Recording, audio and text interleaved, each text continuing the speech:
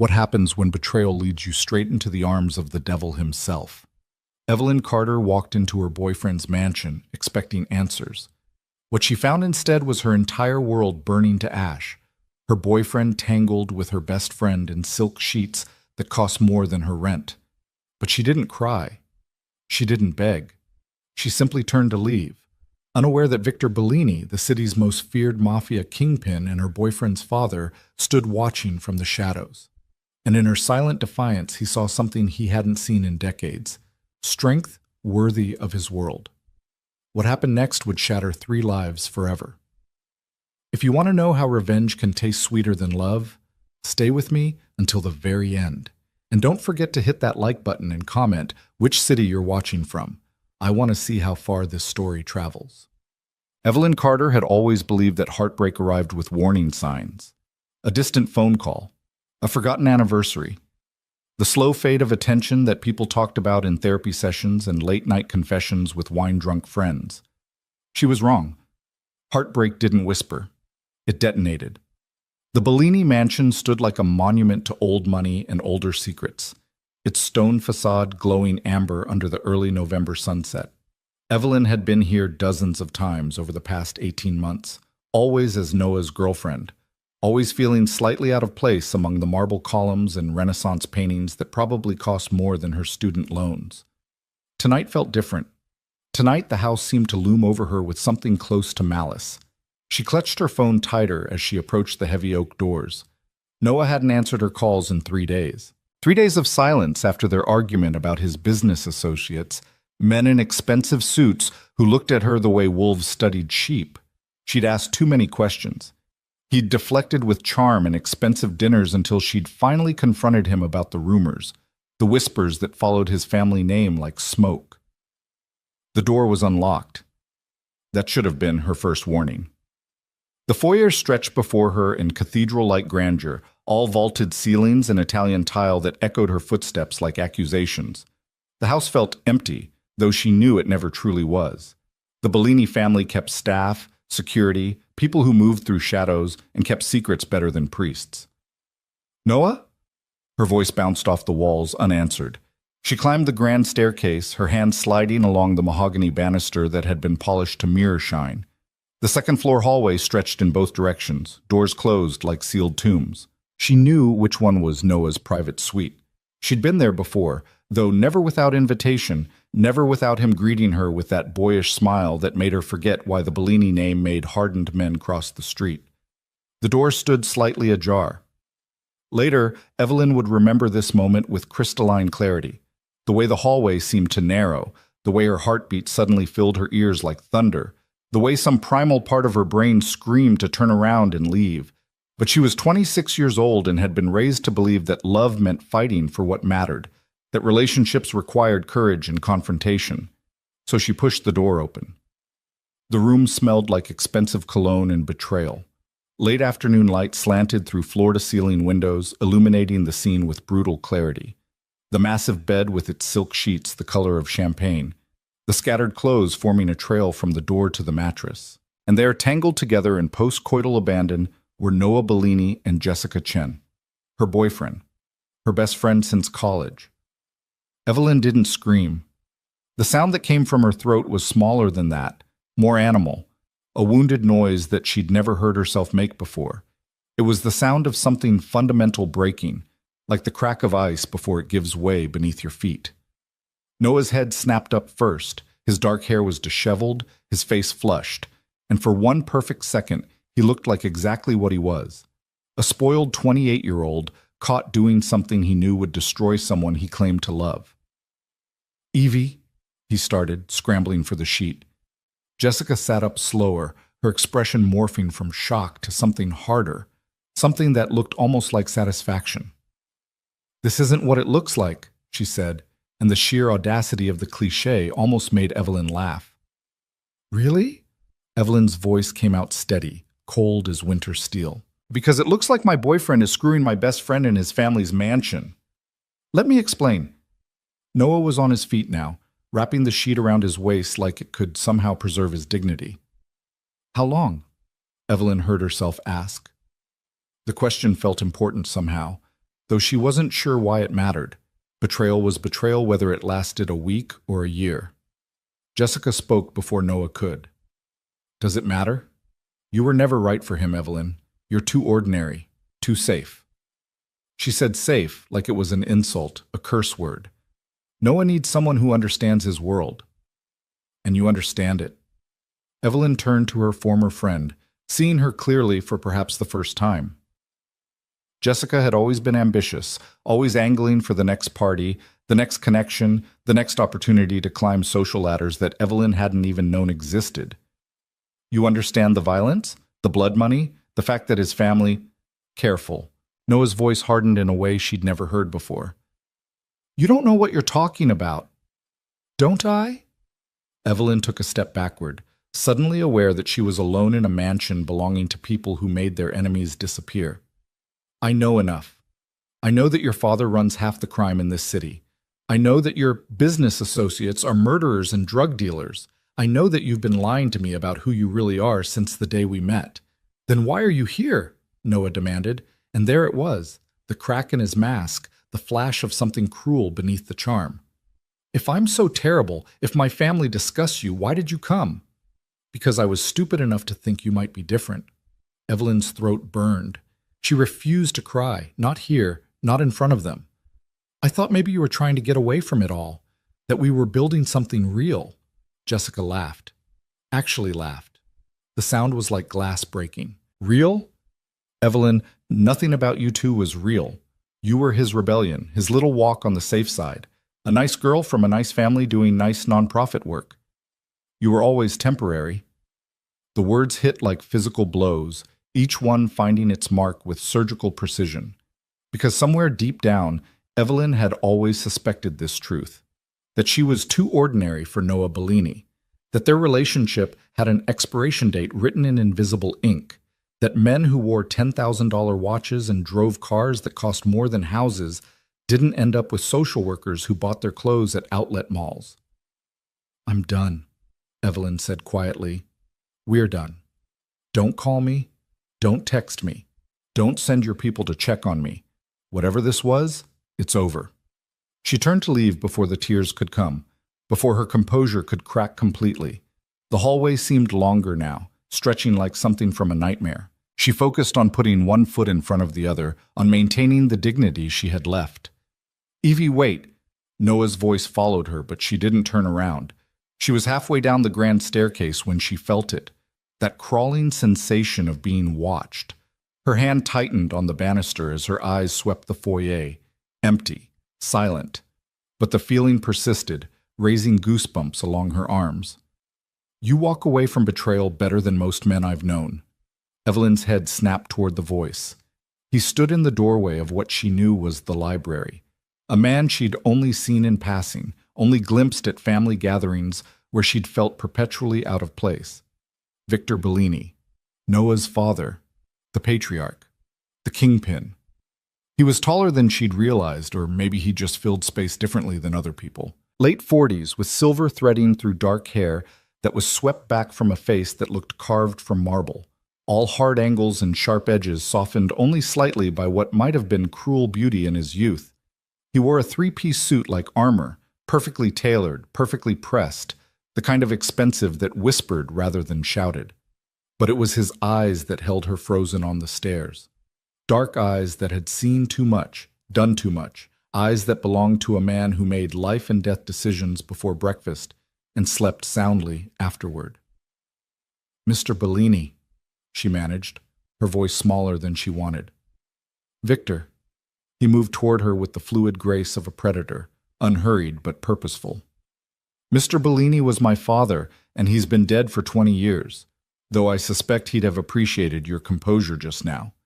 He always said the best steel is forged in the hottest fires. Evelyn descended the last few steps, instinct telling her that staying above him would be seen as either defiant or foolish. I didn't know anyone was here. This is my home. I'm always here, in one way or another. He stopped a few feet away, close enough that she could smell his cologne, something dark and expensive that probably had a name in a language she didn't speak. I heard raised voices. I came to investigate. found quite the illuminating scene. Heat flooded her cheeks. How long were you watching? Long enough to see you demonstrate more backbone than my son has shown his entire life. Victor tilted his head slightly, studying her with an intensity that made her want to look away. She didn't. Some stubborn part of her refused to give him that satisfaction. Long enough to see that he's an even bigger fool than I thought. I should go. Evelyn moved to step around him. His hand caught her wrist, not roughly, but firmly enough to stop her. His skin was warm, his grip precise, the touch of a man who knew exactly how much pressure to apply. I have a proposition for you. Every alarm bell in Evelyn's head started ringing. I'm not interested in whatever— Revenge, Victor said simply, releasing her wrist. Real revenge. Not gossip or social media posts or slashed tires. I'm talking about the kind of vengeance that will hollow out my son from the inside.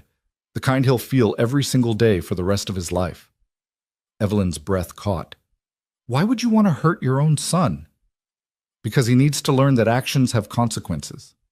Victor's expression didn't change, but something flickered in those dark eyes, something that might have been disappointment or some anger or some complex cocktail of both. Because he's been coddled and protected his entire life, and it's made him weak, reckless, stupid. And because what he did to you— He paused, his jaw tightening almost imperceptibly. Shows a fundamental lack of respect that I find intolerable. You don't even know me. I know enough. I know you work for Hope Harbor, the nonprofit that helps trafficking victims. I know you grew up in Portland, that your father was a teacher and your mother was a nurse, both deceased. I know you have a master's degree in social work from Columbia and $73,000 in student loan debt. I know you drive a 10-year-old Honda, live in a fifth-floor walk-up in Queens, and volunteer at the animal shelter on weekends. Victor said all of this in the same tone someone might use to discuss the weather. I make it my business to know about anyone who spends time in my home, especially anyone who gets close to my family. The casual invasion of her privacy should have terrified her. Instead, Evelyn felt something else, a cold realization that she'd been swimming in waters far deeper than she'd understood. You had me investigated. Thoroughly. You came back clean, which is more than I can say for the last 3 women Noah brought around. Victor gestured toward the sitting room. Walk with me. 5 minutes. If you don't like what I have to say, you'll never see me again. Every rational bone in Evelyn's body screamed at her to refuse, to walk out the door and never look back. But something else stirred beneath the shock and hurt. Something darker. Something that wanted to see Noah's face when he realized the magnitude of what he'd lost. 5 minutes, she heard herself say. The sitting room was all leather and dark wood, bookshelves lined with first editions that were probably worth more than her annual salary. Victor moved to the bar, pouring amber liquid into 2 crystal glasses without asking if she wanted one. He handed her a glass, then gestured for her to sit. Evelyn remained standing. What exactly are you proposing? Marriage. He said it like he was suggesting coffee. Evelyn actually laughed, a sharp, disbelieving sound. You can't be serious. I'm always serious when it comes to business. And make no mistake, this would be a business arrangement. Victor took a measured sip of his drink. You marry me. You take the Bellini name. You become part of this family in the most official, most public way possible. That's insane. She stopped, realizing she'd been about to say, old enough to be my father, to a man who could probably have her killed with a phone call. 22 years your senior. Yes, I'm aware. Victor didn't seem offended. But I'm also wealthy, powerful, and capable of giving you a life most people only dream about. More importantly, I can give you what you really want right now. Revenge so complete, so devastating, that your ex-boyfriend will spend the rest of his life regretting what he threw away. By marrying you? His father? Evelyn shook her head. That's not revenge. That's psychological warfare. Exactly. Victor's smile was blade thin. Noah has spent his entire life competing with me for power, respect, legacy. Now imagine his humiliation when the woman he betrayed, the woman he considered too ordinary for his world, becomes his stepmother. When she sits at the head of this table, when she bears the Bellini name and commands the respect he takes for granted. The cruelty of it took Evelyn's breath away. Why would you do that to your own son? Because he needs to learn that his actions matter, that he can't simply charm his way out of consequences. Victor set down his glass with deliberate precision. And because you intrigue me, Evelyn Carter, you walked in on a scene that would have sent most women into hysterics, and you left with your head high and your dignity intact. That kind of composure is rare, valuable. I'm not some prize to be won. No, you're not. You're a woman who's been wronged, who deserves better than crying into her pillow while the people who hurt her move on without consequence. Victor moved closer, and Evelyn forced herself not to retreat. I'm offering you power, protection, a position in a world that usually chews up and spits out people like you. All I ask in return is that you play the role convincingly. Play the role, Evelyn repeated. You mean pretend to love you? Love has nothing to do with this. I'm talking about a partnership. You'd live here, attend family functions, present the image of a devoted wife. In exchange, you'd have access to resources most people can't imagine. Want to expand Hope Harbor's reach? Done. Want to wipe out your student loans? Consider it handled. Want to ensure that no one, and I mean no one, ever hurts you again? His eyes glittered like dark ice. That's what being a Bellini guarantees. Evelyn's mind spun. This was madness. Criminal madness. You didn't marry into the Mafia to get revenge on an ex-boyfriend. You didn't tie yourself to a man like Victor Bellini, a man whose business card probably had a body count on the back. What about what I want long-term, she asked. What happens when I want out, when I want a real relationship with someone I actually choose? We'd establish terms, a timeline.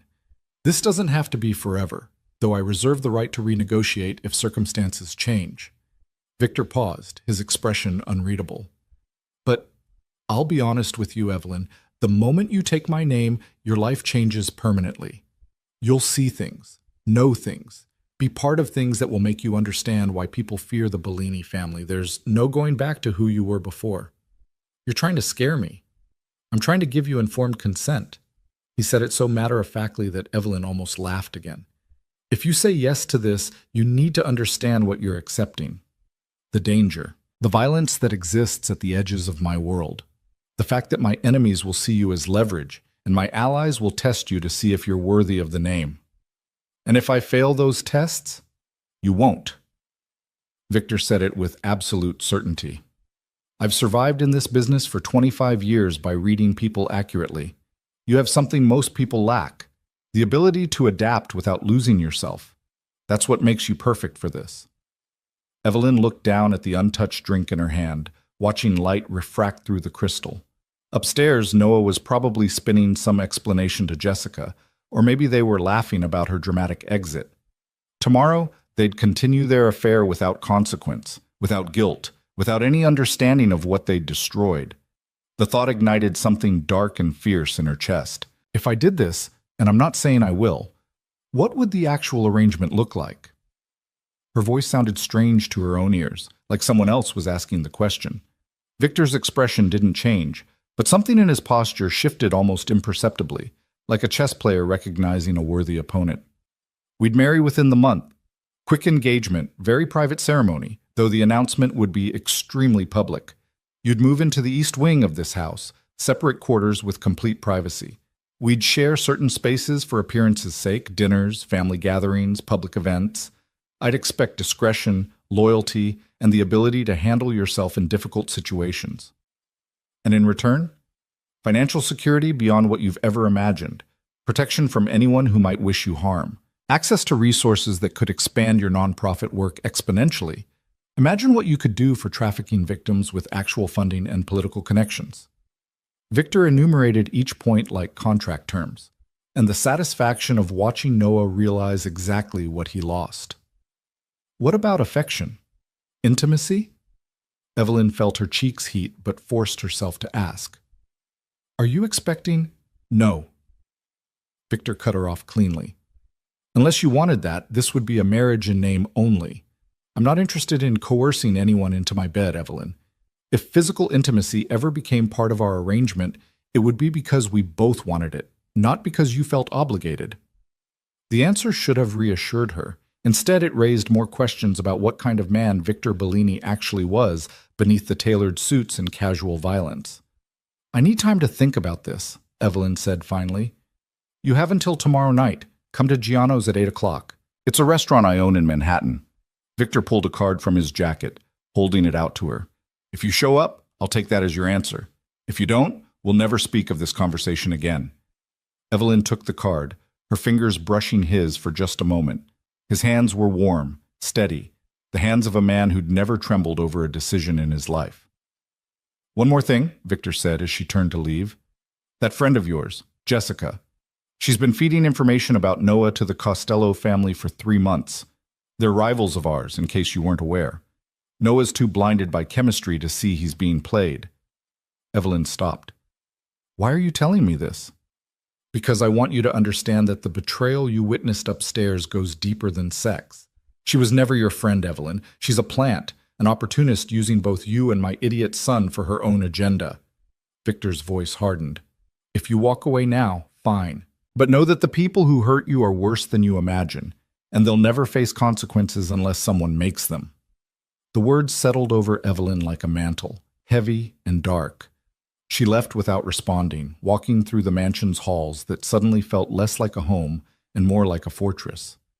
The front door closed behind her with a finality that seemed to echo through her entire body. She sat in her car for 20 minutes, her hands shaking too badly to turn the key. The card Victor had given her sat on the passenger seat like a live grenade. Giano's. Tomorrow at 8. A simple dinner that would change the trajectory of her entire life. Evelyn pulled out her phone, scrolling to Noah's name. 17 missed calls. 32 text messages. Each one some variation of, "Let me explain," or "It's not what you think," or "Please call me back." She blocked his number without reading them all. Then she drove home to her 5th-floor walk-up, climbed the stairs that always smelled like someone's curry dinner, and locked herself in her tiny apartment that suddenly felt suffocating. She stood in the shower until the water ran cold, scrubbing her skin like she could wash away the memory of what she'd seen. That night, Evelyn didn't sleep. She sat at her kitchen table with her laptop, researching Victor Bellini with the thoroughness she usually reserved for case files at work. What she found painted a picture of a man who'd inherited his father's criminal empire at 23 and had expanded it into something that touched everything from construction to shipping to waste management, all the legitimate businesses that provided cover for the ones that weren't. But there were other details too. Donations to children's hospitals, always anonymous but traceable if you knew where to look. A scholarship fund for underprivileged kids interested in business. And, this made her pause, a substantial grant to Hope Harbor 3 years ago, given through a shell company that she now realized connected back to Bellini interests. Victor Bellini had been funding her nonprofit. He'd been supporting her work before he'd ever met her. The revelation should have felt manipulative, like another chess move in whatever game he was playing. Instead, it felt like confirmation of something she'd sensed during their conversation, that Victor Bellini was far more complicated than the monster Noah's behavior had implied. Morning came without sleep. Evelyn called in sick to work, the first time she'd done that in 3 years, and spent the day in a fog of indecision. She made lists. Pros and cons. Rational arguments for why this was insane. Equally rational arguments for why walking away meant letting Noah and Jessica win. By 7 o'clock that evening, she still hadn't decided. By 7:30, she was in the shower washing her hair for the second time that day.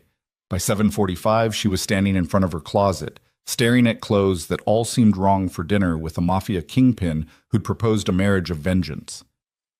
At 8:15, Evelyn walked into Giano's wearing a simple black dress and heels that made her ankles wobble. The restaurant was elegant in that understated way that screamed wealth. No prices on the menu, no visible staff unless you needed them, lighting designed to make everyone look like they belonged in a European film. Victor sat at a corner table, perfectly positioned to see the entire room while keeping his back to the wall. He stood when he saw her, and Evelyn felt the weight of every decision she'd ever made leading to this moment. "You came," he said, and she couldn't tell if he'd actually doubted she would. "I came," she agreed, letting him pull out her chair. A waiter appeared with wine before she'd even settled. Victor must have ordered ahead, must have known she'd show up despite her uncertainty. The realization should have annoyed her. Instead, it felt almost reassuring, like he'd seen something in her that she was only beginning to recognize in herself. "Have you eaten?" Victor asked, the question absurdly domestic given what they were actually here to discuss. "Not since yesterday." Evelyn realized it was true. Food had seemed impossible, her stomach a knot of anxiety and anger. Victor signaled the waiter, ordered in rapid Italian that made her aware of how much she didn't know about him, how much she'd be entering blindly if she said yes. When the waiter left, Victor folded his hands on the table, his full attention on her in a way that made her feel simultaneously exposed and seen. "I assume you have questions," he said. 1,000. Evelyn took a sip of wine to steady herself. "But let's start with the most important one. Why me? You could marry anyone. Someone from your world. Someone who understands the rules. Someone who wouldn't need to be brought up to speed on how this all works. Because someone from my world would have expectations I'm not interested in meeting. They'd want power for themselves, would see marriage to me as a stepping stone to their own ambitions." Victor's expression remained neutral, but his voice held an edge of something that might have been weariness. "You want revenge? Yes. But beyond that, you want to continue your work, help people, make a difference in ways that have nothing to do with my business. That makes you safe. Predictable." "I'm not sure whether to be offended by that." "Don't be. Predictability is valuable in my world. Most people are chaos dressed up as ambition." He paused as their first course arrived, something with scallops that looked like edible art. "I need someone I can trust not to try to kill me in my sleep or sell information to my enemies. Someone who has clear boundaries and won't try to expand them at my expense." "And you think that's me? Based on a background check and 5 minutes of conversation? Based on watching you walk away from humiliation with grace, based on 3 years of quarterly reports from Hope Harbor showing exactly where every dollar goes, including my money, based on the fact that you're here, terrified but sitting up straight, asking hard questions instead of just accepting what I'm offering." Victor's eyes held hers. "You have integrity, Evelyn. That's rarer than you might think."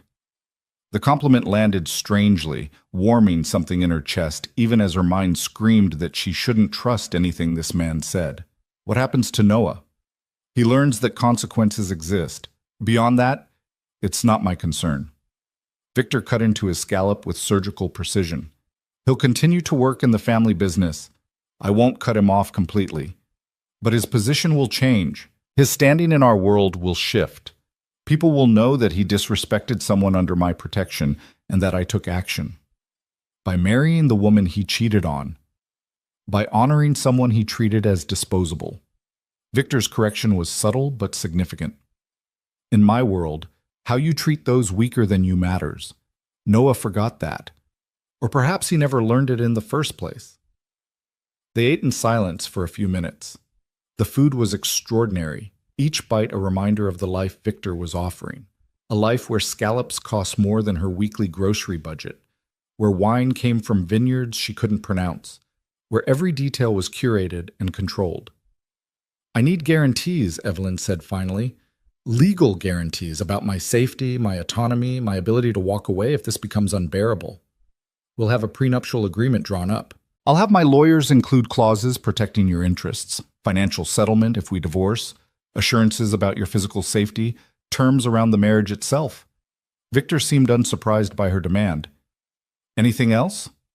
"My work. I need to keep working at Hope Harbor. I can't just become some trophy wife who shops and lunches." "Agreed. In fact, I'd prefer it. The best covers are built on truth, and your genuine dedication to that work makes our arrangement more believable." Evelyn set down her fork, her appetite deserting her despite the incredible food. "I can't believe I'm actually considering this." "Neither can I, if I'm being honest." Victor's admission caught her off guard. "I expected you to walk away, to decide that revenge wasn't worth the cost. The fact that you're still sitting here says something about either your courage or your capacity for calculated risk. I'm interested to see which one it is." "Maybe both," Evelyn said quietly. "Maybe I'm tired of being the person who gets hurt, while everyone else moves on without consequences. Maybe I want to see what happens when I stop playing safe." Then you have your answer. Victor reached into his jacket, producing a small velvet box that made Evelyn's heart stutter. He opened it to reveal a ring that probably cost more than her car. A square-cut diamond surrounded by smaller stones set in platinum that caught the candlelight like trapped starlight. "This was my grandmother's," Victor said, and something in his voice shifted, became almost gentle. "She was a woman who survived things that would have broken most people. She married my grandfather during a war between families, became the bridge that ended decades of bloodshed. She understood that sometimes marriage is strategy, not romance. I think she'd appreciate what we're doing." Evelyn stared at the ring, at this family heirloom being offered as a prop in an elaborate revenge plot. "If I say yes, when would we actually get married? 3 weeks? Long enough to plan something small but public, short enough that the shock value remains high." Victor held the box steady, not pushing it toward her but not pulling it away either. "I've already spoken to a judge who owes me a favor. We can do the ceremony at my estate if you prefer privacy, or at the city courthouse if you want more witnesses. I don't have family to invite. My parents are dead, and I'm an only child." "Then it will be intimate. My daughter, Elena, will attend. She's 16 and lives primarily with her mother in California, but she'll be here for the wedding, and we'll need a few witnesses to make it legal. Beyond that, it can be as minimal as you want." The casual mention of a daughter jolted Evelyn. Of course, Victor had a child. He'd been married before, had a whole life that she knew nothing about. She was agreeing to become this girl's stepmother, to insert herself into family dynamics she couldn't begin to understand. "What does Elena know about why we're getting married?" "Nothing yet. I'll tell her it's complicated, which she'll accept because she's familiar with complicated." Victor's expression softened almost imperceptibly when he mentioned his daughter. "She's a smart girl, perceptive. She'll figure out eventually that this isn't a conventional marriage, but she'll also see how you treat her, and that will matter more than the circumstances." Evelyn closed her eyes, trying to imagine her life 3 weeks from now, living in the Bellini mansion, wearing this ring, being introduced as Mrs. Victor Bellini at functions where everyone would whisper about the age gap, the scandal, the sheer audacity of it all. And Noah's face when he found out, the devastation, the humiliation, the karmic justice of it all. She opened her eyes and held out her left hand. Victor slipped the ring onto her finger without ceremony, without the romantic flourish that men usually employed during proposals. It fit perfectly, which made her wonder if he'd somehow known her ring size, or if his grandmother had simply had small hands like hers. "So we're doing this," Evelyn said, staring at the ring that seemed to glow with its own light. "We're doing this," Victor confirmed. He lifted his wine glass in a toast. "To revenge, partnership, and the beginning of a very interesting arrangement." Evelyn clinked her glass against his, sealing a deal that would change everything she thought she knew about herself, about justice, and about how far she was willing to go when someone pushed her too far. 3 weeks later, she would stand in the Bellini estate's garden and promise to love, honor, and cherish a man she barely knew. And when Noah arrived late to the ceremony, uninvited but unable to stay away, and saw her in white standing beside his father, his face would drain of all color. He would understand in that moment exactly what his betrayal had cost him, but that was still 3 weeks away. For now, Evelyn sat in an elegant restaurant with a dangerous man, wearing a dead woman's ring, and felt something like power settling into her bones for the very first time. She thought about calling Jessica, about telling her former friend exactly what she'd done. But revenge was best served cold, and the announcement would be public enough without a preview. Let them find out the way everyone else would, through whispers and shock and the terrible realization that the quiet girl they'd discarded had teeth, after all. Evelyn raised her glass again, this time on her own. "To second chances," she said. Victor's smile was sharp as a knife's edge. "To making people regret underestimating you." They drank to that, to revenge dressed as matrimony, to strategic alliances born from betrayal, to the moment when Evelyn Carter stopped being someone things happened to and became someone who made things happen instead. The future stretched ahead, uncertain and dangerous, and nothing like what she'd planned. But for the first time since walking into that bedroom and seeing her life in ruins, Evelyn felt something other than pain. She felt dangerous. And in Victor Bellini's world, Dangerous was the only way to survive. The ring felt heavier than it should have. 3 carats of perfectly cut diamonds shouldn't weigh down a hand the way guilt did. Yet Evelyn couldn't stop twisting it around her finger as she sat in her apartment the morning after dinner with Victor. The early light made it throw rainbows across her kitchen wall, tiny fractured pieces of color that seemed to mock the gravity of what she'd agreed to. Her phone buzzed for the 40th time that morning. Noah. Still calling from different numbers now that she'd blocked his personal line. She'd stopped answering 2 days ago, let his desperation fill her voicemail with increasingly frantic messages that ranged from apologies to accusations to barely veiled threats about not knowing what she was getting herself into. If only he knew. The knock on her door came at exactly 9 o'clock. Evelyn checked the peephole and saw 2 men in dark suits who looked like they ironed their faces along with their shirts. Victor's people. He'd warned her they'd be coming, that certain arrangements needed to be made quickly. "Miss Carter?" The taller one spoke with the clipped efficiency of someone who'd delivered this speech before.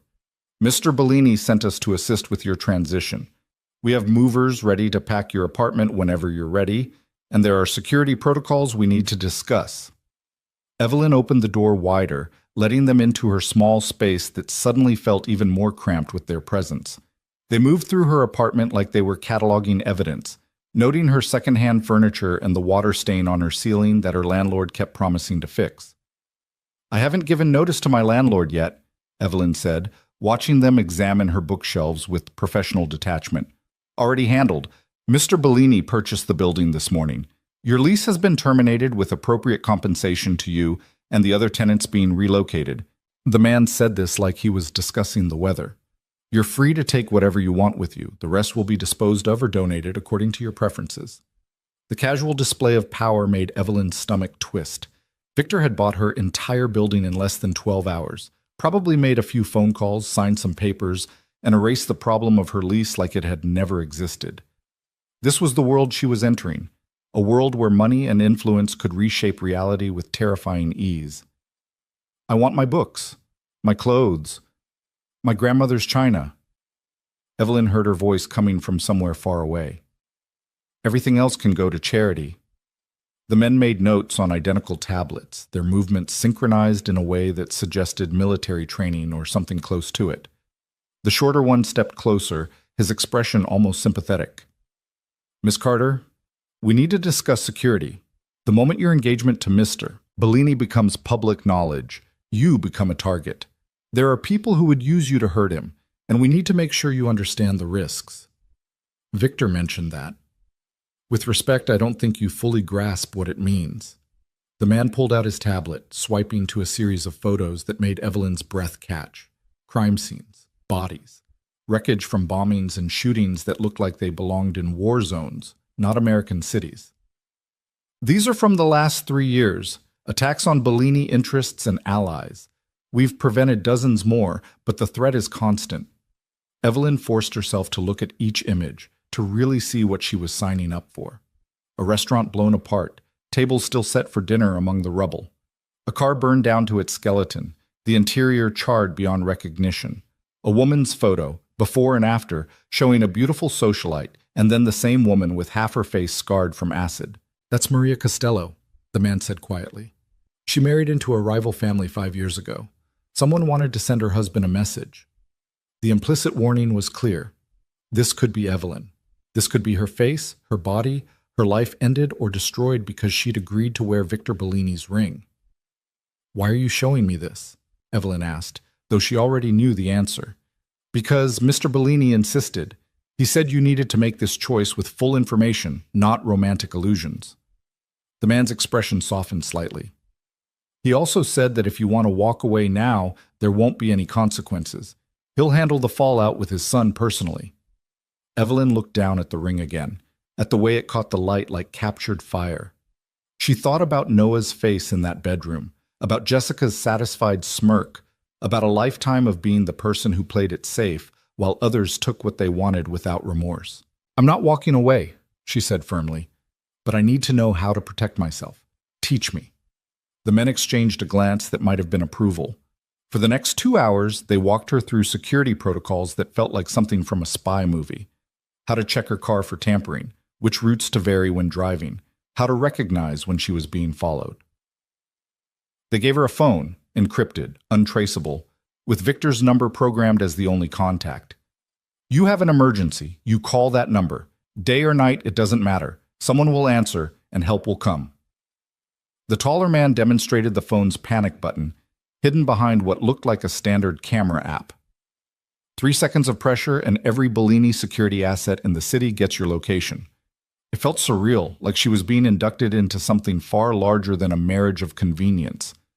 These men were preparing her for war, not a wedding. By noon, professional movers had arrived and were efficiently packing her life into boxes with the kind of speed that suggested they'd done this before, probably for witnesses being relocated or mistresses being set up in new apartments, or any number of scenarios that existed in Victor's world. Evelyn watched them work, feeling disconnected from the process, like she was observing someone else's life being dismantled. Her phone, her real phone, rang. A number she didn't recognize, but the area code was local. Against her better judgment, she answered. "You stupid, stupid girl." Jessica's voice was pure venom, none of the false sweetness she'd always used before. "Do you have any idea what you've done?" "I'd say I know exactly what I've done." Evelyn kept her voice level, aware that Victor's men were listening even as they pretended not to. "The question is, do you? Noah told me about his father's little proposal, about you actually being pathetic enough to consider it." Jessica's laugh was brittle, sharp enough to cut.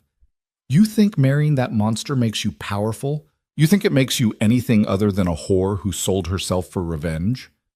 The word should have stung. Instead, Evelyn felt nothing but a cold, settling calm. "Is that what you told yourself when you were feeding information about Noah to the Costello family? That you were something other than a spy in his bed?" The silence on the other end was gratifying. When Jessica spoke again, her voice had lost its certainty. "I don't know what lies Victor's been telling you.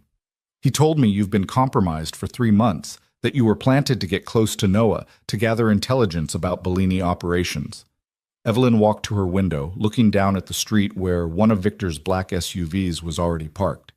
"How much are they paying you, Jessica? Is it worth it, selling out someone you claim to care about?" "You have no idea what you're talking about. Noah and I are together now. We're in love." But the words rang hollow, rehearsed. "You're a liability he's too stupid to see yet. Give it time. Men like Noah don't actually end up with women like you. They use them and throw them away when they become inconvenient." Evelyn surprised herself with the cruelty in her own voice. "At least I went into my arrangement with my eyes open. You actually convinced yourself the lie was real. You'll regret this." Jessica's threat lacked conviction. "When you're trapped in that house with a man who kills people before breakfast, when you realize you sold your soul for nothing—" "I'll think of you," Evelyn interrupted. "I'll think about how you're probably still trying to convince Noah to leave his family business, or run away with you, or whatever fantasy you've spun. And I'll remember that at least I chose my prison. You just walked into yours thinking it was freedom." She hung up before Jessica could respond, her hand shaking with an adrenaline she hadn't known she was capable of. One of Victor's men looked at her with something that might have been respect. "That felt good, didn't it?" he asked. "Terrifying," Evelyn admitted. "But yes, good." By evening, her apartment was empty except for cleaning supplies and the echo of 3 years' worth of life. Evelyn stood in the middle of the bare living room, saying goodbye to the version of herself who'd lived here, the woman who'd believed in simple answers and straightforward love, who'd thought being good was enough to protect you from being hurt.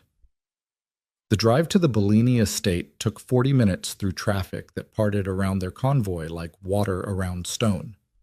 3 vehicles, 2 SUVs bracketing a town car where Evelyn sat in leather seats that probably cost more than her monthly rent used to.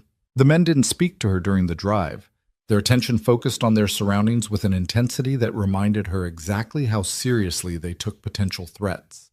The gates to the estate swung open as they approached, iron and stone that looked designed to repel an army. The mansion appeared through the trees like something from another era, all that old money grandeur that Evelyn had only glimpsed as Noah's guest. Now she was arriving as something else entirely, as the future Mrs. Bellini, as the woman who would sit at the head of this table and command the respect that came with the name. Victor waited on the front steps, hands in his pockets, looking more relaxed than she'd ever seen him.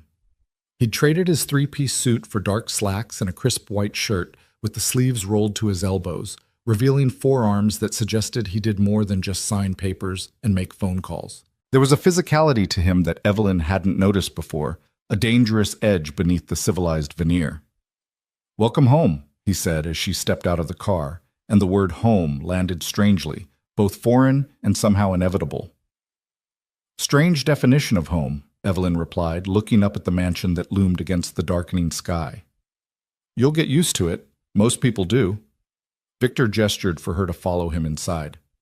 "Your rooms are ready in the East Wing. I had them redecorated based on your apartment's color scheme. I hope that wasn't presumptuous."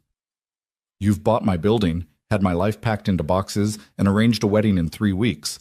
I think we're past worrying about presumption." But Evelyn softened the words with something that might have been a smile. "Thank you. That was thoughtful." He led her through halls she vaguely remembered from previous visits, but everything looked different now. Before, she'd been a guest moving through someone else's space. Now she was seeing it as someone who belonged here, who had the right to touch the priceless art and sit on the antique furniture without asking permission first. The East Wing was a revelation. Victor had given her an entire suite: bedroom, sitting room, private bathroom, and a study that looked out over the estate's gardens. The colors were soft blues and grays, echoing the modest palette she'd chosen for her apartment, but elevated to something far more elegant. Fresh flowers sat on every surface, and her books, already unpacked, filled the shelves with familiar spines that made the space feel less foreign. "If anything isn't to your liking, tell Mrs. Chen. She manages the household staff." Victor stood in the doorway, giving her space to explore. "Your things should arrive within the hour. I took the liberty of having some additional items delivered as well. Clothes suitable for the events you'll be attending, jewelry, necessities. Consider it part of the arrangement." Evelyn ran her hand along the desk in the study, real wood polished to a mirror shine. "You've thought of everything." "I try to." Victor checked his watch, a gesture that seemed more habit than necessity. "We have dinner with my lawyer in an hour. He'll go over the prenuptial agreement with you. I know you wanted legal guarantees. He's prepared a contract that should address your concerns." The reminder of the business aspect of all this grounded Evelyn back in reality. This wasn't a fairy tale. This was a transaction, carefully negotiated and legally binding. "What if I don't like the terms?" "Then we revise them until you do. This only works if we both feel protected." Victor's expression was unreadable. "I'm not interested in trapping you, Evelyn.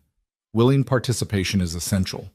And if I decide tomorrow that I've made a mistake, that I want out before the wedding, then you walk away. No consequences, no retaliation. You'd keep the ring as compensation for your time, and I'd ensure your transition back to regular life was smooth."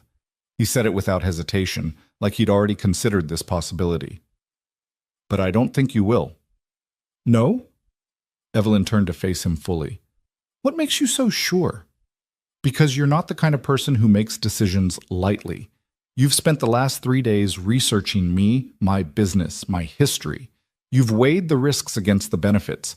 You're here because you've decided this is worth it." Victor stepped into the room, closing some of the distance between them. "Am I wrong?"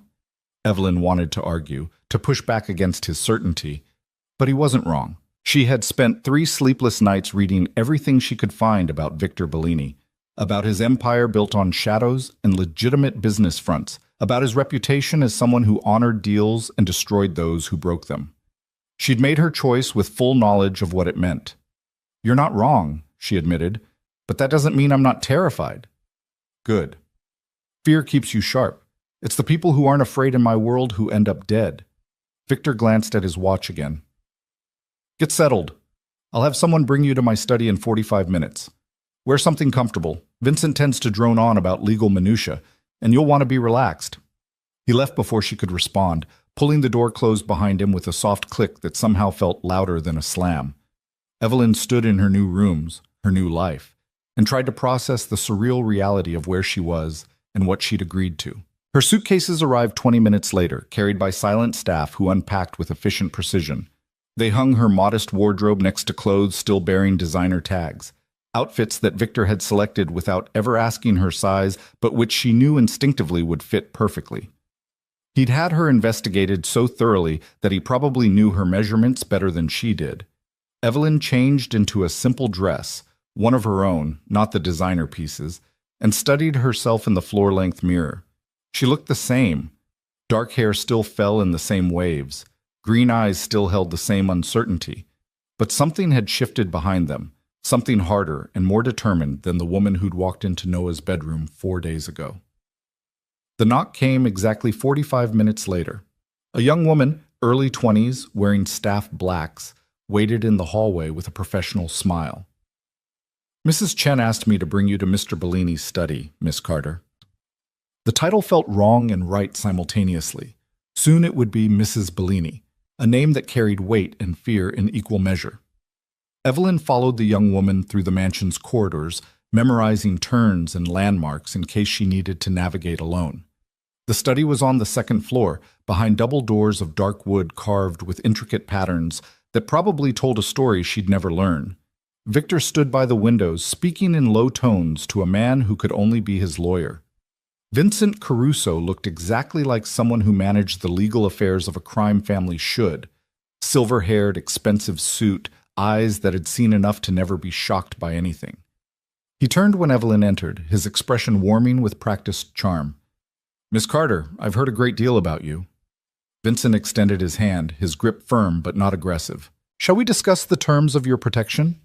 They sat at a conference table that could have seated 12, Vincent spreading documents across the polished surface with the reverence of someone handling sacred texts. The prenuptial agreement was 37 pages of dense legal language that would have been intimidating if Vincent hadn't walked her through each section with patient clarity. In the event of divorce initiated by either party within the first 5 years, you receive a lump sum of $10 million and full ownership of any property designated as your primary residence. Vincent pointed to the relevant clause. After 5 years, the settlement increases proportionally, with a cap of $50 million at the 15-year mark. Evelyn's head spun. $10 million. $50 million. Numbers that belonged to lottery winners and corporate buyouts, not social workers who counted pennies at the grocery store. "That seems excessive," she heard herself say. Victor leaned back in his chair, fingers steepled. "It's proportional to what you're risking by taking my name. Your safety, your reputation, potentially your life. Money is the least I can offer in exchange. There are also provisions for your continued employment and independence," Vincent continued. "Mr. Bellini cannot restrict your work, your movements, or your personal relationships, provided they don't compromise family security. You maintain separate banking accounts, assets acquired during the marriage are split equitably, and you have the right to retain separate legal counsel at any time." "What about children?" Evelyn asked, then felt her face heat. "Not that hypothetically, any children born during the marriage are presumed to be Mr. Bellini's, with full legal rights and protections as Bellini heirs." Vincent didn't even blink. "In the event of divorce, custody would be negotiated separately, with the child's best interest paramount. In the event of Mr. Bellini's death, you would serve as guardian unless circumstances made that inadvisable." The clinical discussion of hypothetical children born into a marriage designed to punish Victor's son made Evelyn's stomach turn, but she forced herself to listen, to understand exactly what she was signing. "The agreement also includes a mutual non-disclosure clause," Vincent said, his tone sharpening slightly. "You cannot discuss Mr. Bellini's business affairs, family matters, or personal life with anyone outside approved legal and medical counsel. Violation of this clause results in immediate termination of all financial agreements and potential legal action." "You mean I'd be sued if I talked to the wrong person?" Evelyn looked at Victor. "Or worse?" "Sued, yes. Worse, no." Victor's expression was granite. "I don't hurt women, Evelyn. But I do protect my interests through legal means. The NDA is standard for anyone in my inner circle. It's not personal." "Everything about this is personal," Evelyn countered. We're getting married to destroy your son's peace of mind. It doesn't get more personal than that. Vincent coughed delicately. Perhaps I should give you two a moment to discuss the emotional aspects while I prepare the signature pages. He retreated to the far end of the study, suddenly very interested in organizing his briefcase. Victor stood, moving to the window where twilight painted the gardens in shades of purple and gold. Evelyn joined him, maintaining careful distance. Having second thoughts? Victor asked without looking at her. Constant second thoughts. Third and fourth thoughts too. Evelyn crossed her arms. But I'm still here. Why? The question was genuine, curious. You could have this money, this security, without the marriage. I could set you up with a trust fund tomorrow, make your student loans disappear, fund your nonprofit until you retire. You don't need to marry me to escape your old life. No, but I need to marry you to make Noah understand what he lost. Evelyn surprised herself with her honesty. That makes me petty and vindictive, and I'm not sure I like this version of myself, but I'm tired of being the person who gets hurt and just accepts it as the cost of being good. Victor turned to face her, and in the fading light his features looked almost sad. You think marrying me makes you bad? I think it makes me something I don't have a word for yet. Ruthless, maybe. Calculated. Evelyn met his eyes. I think it makes me someone who's willing to use people the way they used me. And I'm not sure if that's growth or just becoming what I hate. It's survival. Victor's voice was quiet, almost gentle. You're learning that the world isn't fair, that being good doesn't protect you from being hurt, and that sometimes the only way to stop being a victim is to become something else entirely. That's not evil, Evelyn. That's evolution. Is that what you tell yourself, that everything you've done is just evolution? I tell myself that I protect what's mine, that I honor my agreements, and that I've built something that provides for hundreds of families who depend on Bellini businesses for their livelihoods. Victor's jaw tightened. I'm not a good man by conventional standards, but I'm not the monster people imagine either. I'm complicated, just like this situation, just like you're becoming. The observation settled between them like a living thing. Evelyn was becoming complicated. She could feel it happening, feel herself changing in ways that thrilled and terrified her in equal measure. The old Evelyn would have run from this. The new one wanted to see where it led. I'll sign the agreement, she said finally, but I want one addition. A clause that guarantees my work at Hope Harbor continues to receive funding regardless of what happens between us. If we divorce, if I die, if this all falls apart, that organization keeps operating. Victor's expression shifted, something like respect crossing his features. Done. Vincent will add it before you sign. They returned to the table where Vincent had prepared signature pages with the efficiency of someone who'd done this many times before. Evelyn read each page carefully before signing, her hand steady despite the magnitude of what she was doing. With each signature, she felt the door to her old life closing a little more firmly. When it was done, Vincent gathered the documents with a satisfied nod. Congratulations, you're now legally protected in ways most people never achieve. He shook both their hands. The wedding itself is scheduled for Saturday, 3 weeks from yesterday. I've taken the liberty of arranging the license and filing the necessary paperwork. All you need to do is show up. That's simple? Evelyn asked. Marriage is always simple. It's everything that comes after that gets complicated. Vincent's smile was knowing. I'll see myself out. Mr. Bellini, Miss Carter, good luck to you both. After he left, silence filled the study like water rising. Victor poured 2 glasses of whiskey from a crystal decanter, handing one to Evelyn without asking if she wanted it. She took it, grateful for something to do with her hands. To complicated futures, Victor said, raising his glass. Evelyn clinked hers against his. To knowing exactly what we're getting into. They drank, and the whiskey burned down her throat like liquid courage. Outside, full darkness had fallen, and somewhere in the mansion, staff moved through their evening routines, unaware that their world was about to shift with the addition of a new Mrs. Bellini. I should warn you, Victor said, setting down his empty glass. Noah knows about the engagement. I told him this afternoon. Evelyn's heart stuttered. How did he take it? About as well as you'd expect. Rage, accusations, threats to disown me as his father. Victor's expression remained neutral, but something flickered behind his eyes. He'll try to contact you, probably already has. I need you to not engage with him, not until after the wedding. After that, how you handle him is your choice. What if he tries to stop the wedding? He won't. He knows better than to make that kind of scene. Victor moved to his desk, pulling out a folder. But just in case, security has been notified. The estate is locked down until after the ceremony. No one gets in without my explicit approval. The casual mention of lockdown procedures, of potential violence at a wedding, reminded Evelyn again of exactly what world she'd entered. This wasn't normal.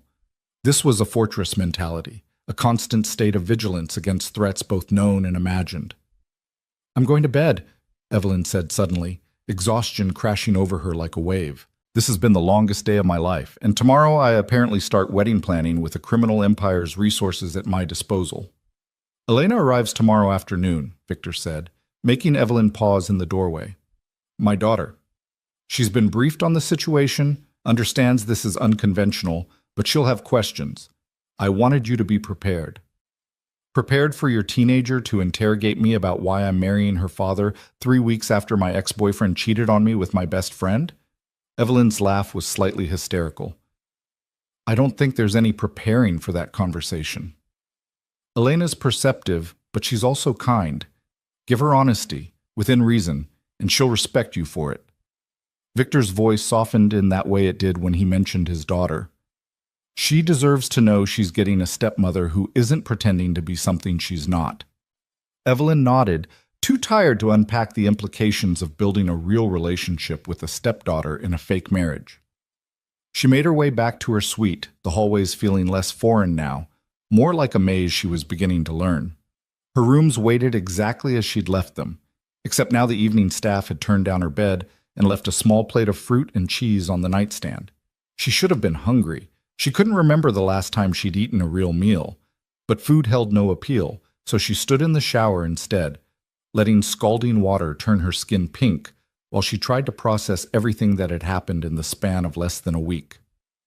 Saturday morning, she'd been Evelyn Carter, social worker, Noah Bellini's girlfriend, a woman with a simple life and simple dreams. Now she was Evelyn Carter, Mafia bride-to-be, living in a mansion under armed guard, preparing to marry one of the most dangerous men in the city for revenge so profound it would shatter what remained of her ex-boyfriend's world. The transformation should have felt wrong. Instead, standing under the spray with Victor's ring catching the light, Evelyn felt something close to rightness settling into her bones. Like she'd been playing a role her whole life and was only now discovering who she actually was beneath the performance of goodness. She slept in silk sheets that cost more than her old bed, in a room bigger than her entire apartment had been, and dreamed of nothing at all. When she woke, sunlight streamed through windows she'd forgotten to curtain, and somewhere in the house, staff were already moving through their morning routines with the quiet efficiency of people who knew their roles perfectly. Evelyn Carter's old life was officially over. In 3 weeks, she would become Mrs. Victor Bellini. And then the real performance would begin, convincing the world that this marriage was real while navigating the dangerous waters of a family built on violence, loyalty, and the kind of power that most people only glimpsed in movies. She rose, dressed, and prepared to meet her soon-to-be stepdaughter, wondering if 16-year-old Elena Bellini had any idea that her future stepmother was just as terrified and out of her depth as she probably was. The game had begun, and Evelyn was learning with each passing hour that she had a talent for playing it. Elena Bellini arrived at 2 in the afternoon, announced by the sound of tires on gravel and voices carrying through the open windows of Evelyn's study.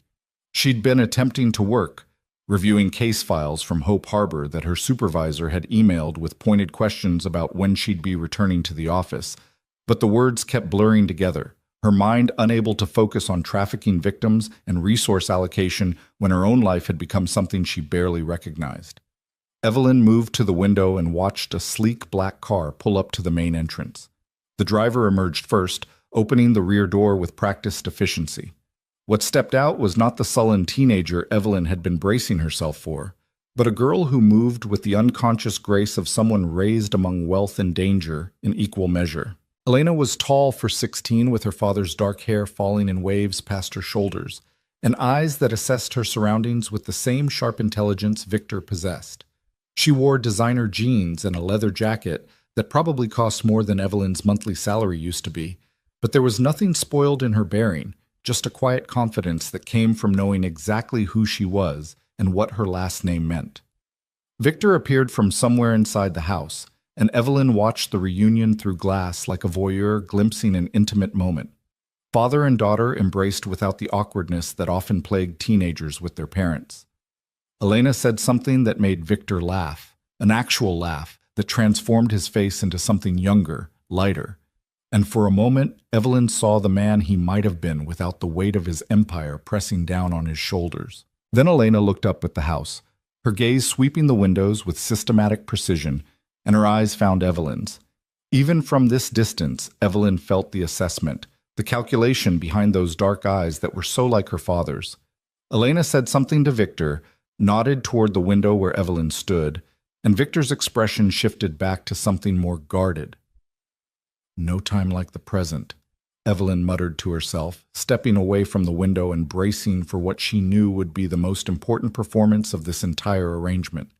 She could fool the outside world, could convince strangers that she'd fallen desperately in love with Victor Bellini. But deceiving a perceptive teenager who knew her father better than anyone else would be exponentially harder. The knock came 15 minutes later, soft but firm. Evelyn opened her door to find Elena standing in the hallway, her jacket discarded somewhere, to reveal a simple black t-shirt that somehow looked elegant on her frame. Up close, she was even more striking, all sharp cheekbones and serious eyes that belonged to someone much older. "Hi," Elena said, and her voice carried a slight rasp that suggested California sun and late nights. "I'm Elena. I figured we should talk before the awkward family dinner Dad's probably planning where we all pretend the situation is normal." Despite everything, Evelyn found herself smiling. "Evelyn, and yes, talking now is probably wise. Come in." Elena entered the suite with the casual ease of someone who'd grown up in mansions, but her eyes cataloged everything. The unpacked boxes still stacked in the corner, the modest clothes hanging beside designer pieces in the open closet, the legal documents Evelyn had left on the desk. She settled into the window seat without invitation, tucking her legs beneath her in a way that made her look suddenly younger. "So," Elena began, her directness refreshing after days of careful verbal dancing with adults, "you were dating my half-brother, caught him cheating, and now you're marrying my dad to make Noah suffer. Is that about right?" Evelyn had expected accusations, judgment, maybe tears. She hadn't expected this calm summary delivered with the tone of someone discussing a mildly interesting movie plot. "That's the basic outline, yes, though it sounds worse when you say it out loud. It sounds like something out of a telenovela. My mom loves those." Elena's expression remained neutral. "But Dad doesn't do things without reason, and he definitely doesn't get married on impulse, so there must be more to it than just revenge. Your father wants to teach Noah a lesson about consequences." Evelyn moved to sit in the chair opposite the window seat, maintaining eye contact. "And I want to stop being the kind of person who gets hurt and just accepts it as the price of being good."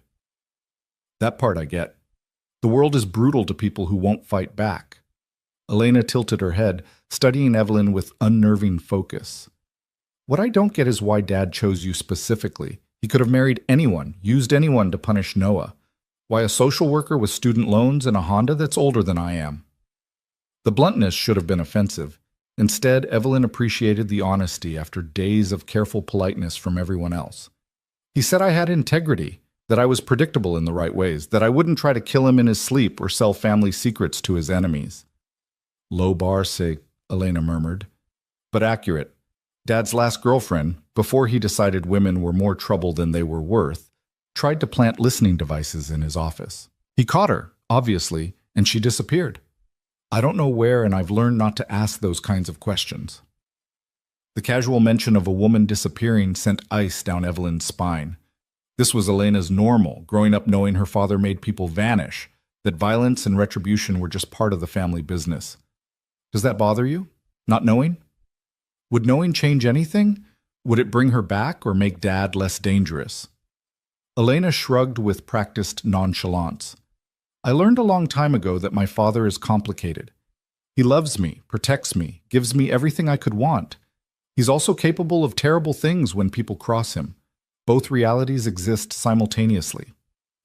Evelyn recognized the defense mechanism, the compartmentalization that allowed Elena to love her father while acknowledging his darkness. It was the same thing Evelyn herself was attempting, convincing herself that marrying a criminal kingpin for revenge was somehow different from becoming complicit in everything he represented. "Are you angry about the marriage?" Evelyn asked. "About me inserting myself into your family?" Elena considered the question with the seriousness it deserved. "Angry? No. Confused? A little. Curious? Definitely." She leaned forward slightly. "See, I know Noah. He's charming and impulsive and treats women like accessories he gets bored with. Dad knows this too, has tried to correct it for years. So when Noah screwed up badly enough that Dad decided to marry his ex-girlfriend, I know it wasn't just about you. It was about finally drawing a line Noah couldn't ignore. Your father said you were perceptive. I've had to be. Living between two worlds, Mom's normal life in California and Dad's empire here, you learn to read situations quickly or you end up hurt." Elena's expression softened marginally. "I also know Dad wouldn't bring someone into our family who would hurt me. He might use you to hurt Noah, but he'd never risk my safety or well-being in the process. That tells me he trusts you, which is basically impossible to earn from Victor Bellini." The observation was astute enough to make Evelyn reassess everything she thought she understood about her arrangement with Victor. She'd assumed this was purely transactional, that his interest in her began and ended with revenge against his son. But if Elena was right, if Victor had factored his daughter's safety into the equation, then the marriage meant something more complex than simple retribution. "I don't want to hurt you," Evelyn said carefully. "This whole thing is strange and complicated, but hurting you was never part of the plan." "Good, because if you did, I'd make your life very difficult." Elena said it with a smile that didn't quite reach her eyes. "I'm 16, not stupid. I know this marriage isn't a love match, but I also know that Dad needs someone who isn't afraid of him, but also isn't trying to use him. Maybe that's you. Maybe it isn't. I guess we'll find out." Before Evelyn could respond, her encrypted phone buzzed with a message. Victor's number. "Elena's probably interrogating you. Don't let her make you cry. She has a gift for finding emotional weak points. Dinner at 7. Dress code is family casual, whatever that means." Evelyn showed Elena the message, watching the girl's face split into a genuine grin that made her look her age for the first time. "He acts like I'm some kind of emotional terrorist. I just ask direct questions." In my experience, direct questions are the most dangerous kind. Evelyn found herself relaxing despite the surreal situation. "What do you want to know? We have a few hours before dinner, and I'd rather answer your questions now than have them hanging over us through awkward small talk later." Elena's eyes gleamed with something like respect. "Okay, real talk. Are you afraid of my father?" "Terrified," Evelyn admitted. "But not in the way you might think. I'm not afraid he'll hurt me physically. I'm afraid of what being with him might turn me into, of how much I'm already changing and whether I'll recognize myself in 6 months. That's honest. I like that." Elena shifted her position, getting more comfortable. "Do you think you could actually fall in love with him? Like real love, not just tolerating each other for the benefits?" The question caught Evelyn off guard. She'd been so focused on the revenge aspect, on the practical arrangements and legal protections, that she hadn't let herself consider the emotional possibilities. "I don't know. Right now, I barely know him. He's attractive, intelligent, says things that make me think in ways I'm not used to. But love? That seems like a dangerous complication neither of us wants." Love is always dangerous. That's what makes it worthwhile. Elena spoke with the certainty of someone who'd already learned hard lessons about attachment. "My parents loved each other once. Really loved each other. Then Mom saw what Dad's business actually entailed, what he was willing to do to protect his empire, and she couldn't reconcile the man she loved with the monster he became to other people. They split when I was 4. Cleanly, no drama, just acknowledgement that some loves can't survive reality." "That doesn't scare you, knowing love failed between them?" "It teaches me that love isn't enough by itself. You need compatible moralities, compatible tolerances for darkness. Mom couldn't live with Dad's choices.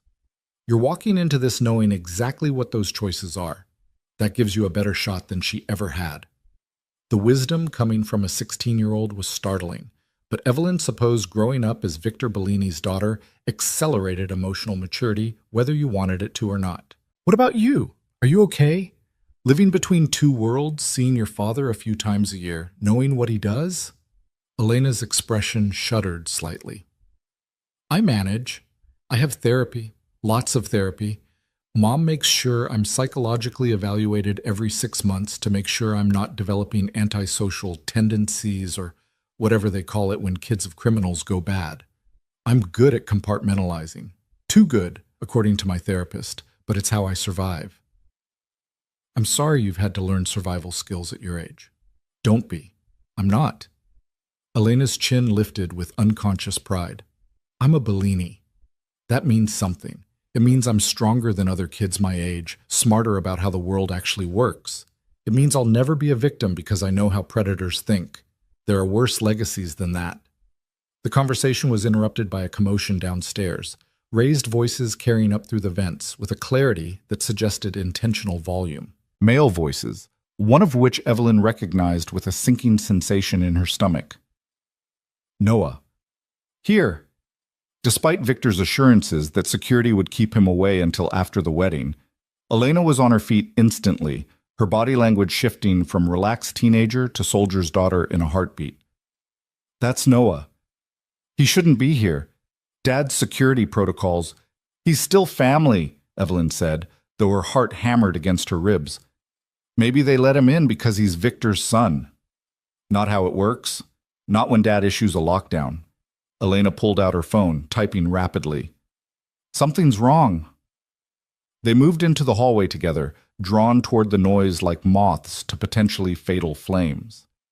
The main staircase came into view, and below in the foyer stood a scene that looked staged for maximum dramatic impact. Noah, disheveled and furious, held at arm's length by two security guards while Victor stood a few feet away with the calm of someone watching a mildly interesting theater production.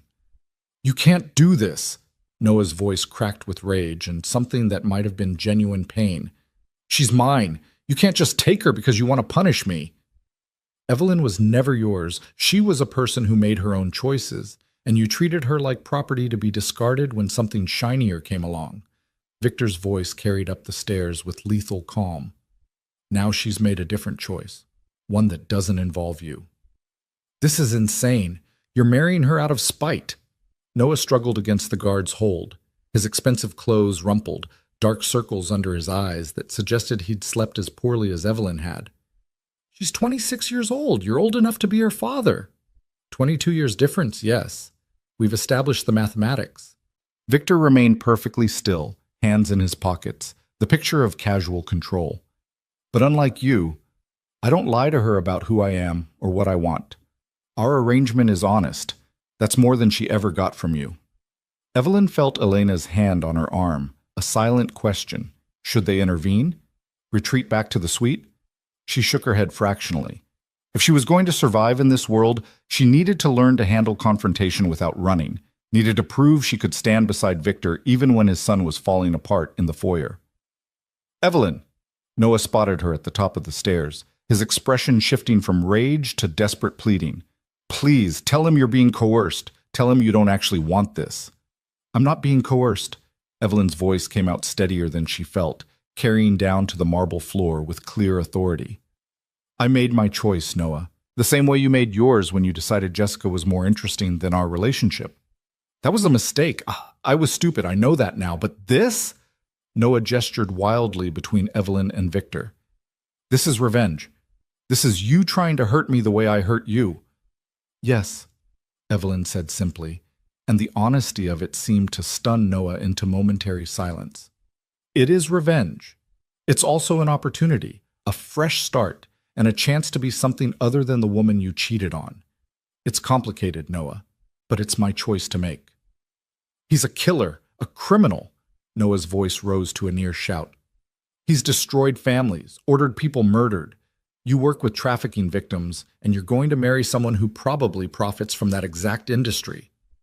The accusation hung in the air like poison gas. Evelyn felt Elena stiffen beside her, felt her own certainty waver for just a moment. Was it true? Did Victor's empire touch human trafficking? She'd researched his business interests but found only legitimate fronts and rumors of drug running, weapons dealing, extortion. Not once had trafficking come up. Victor's expression didn't change, but something darkened in his eyes. I've done many things I'm not proud of. Hurt people who deserved it, and some who didn't. Built an empire on violence and fear and calculated brutality, but I've never, not once in 25 years, involved myself in human trafficking. That particular evil is where I draw my line. Ask anyone in this city. Ask your friend Jessica's employers at the Costello family. They'll tell you the same thing. You're lying to protect yourself. I don't lie to protect myself. I don't need to. Victor's voice dropped to something dangerous. You want to accuse me of crimes? Be specific. Be accurate. But don't throw around allegations about trafficking when you know nothing about my actual business, when you've spent your entire life benefiting from money I earned while pretending to be too good to know where it came from. The hit landed perfectly.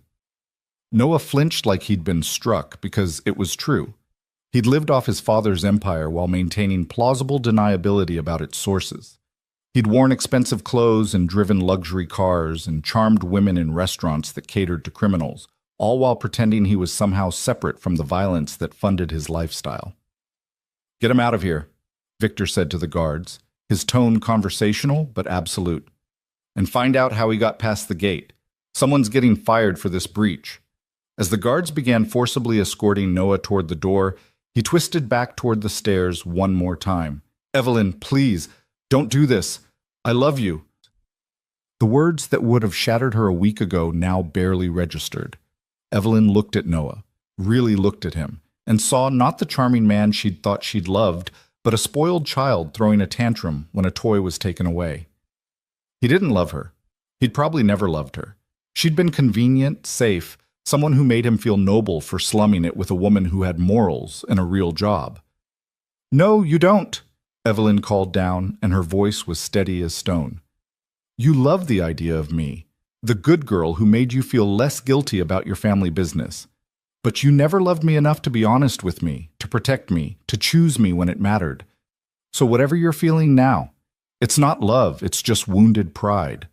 Noah's face crumpled with an emotion she couldn't quite read, and then the guards had him outside, the heavy front door closing with a finality that echoed through the cavernous foyer. Silence settled over the mansion like snowfall, broken only by Elena's low whistle of appreciation. Damn, the teenager murmured. That was brutal. In the best way, but still brutal. Victor looked up at them, his expression unreadable from this distance. Evelyn, a word, please. Elena squeezed her arm once before releasing it. I'll be in my room if you need backup, though I think you just proved you can handle yourself. Evelyn descended the stairs with the sensation of walking towards something inevitable, each step bringing her closer to the man who was simultaneously her salvation and potential destruction. Victor waited at the bottom, and when she reached him, he studied her face with an intensity that made her want to look away. She didn't. Are you okay? He asked, and the genuine concern in his voice caught her off guard.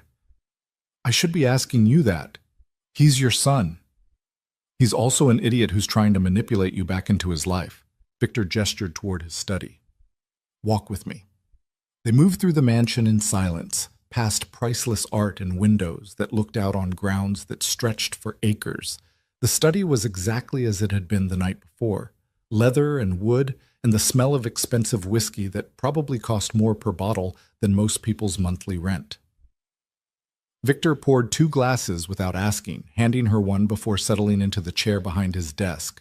Not the casual position by the window or the intimate proximity of the sitting area.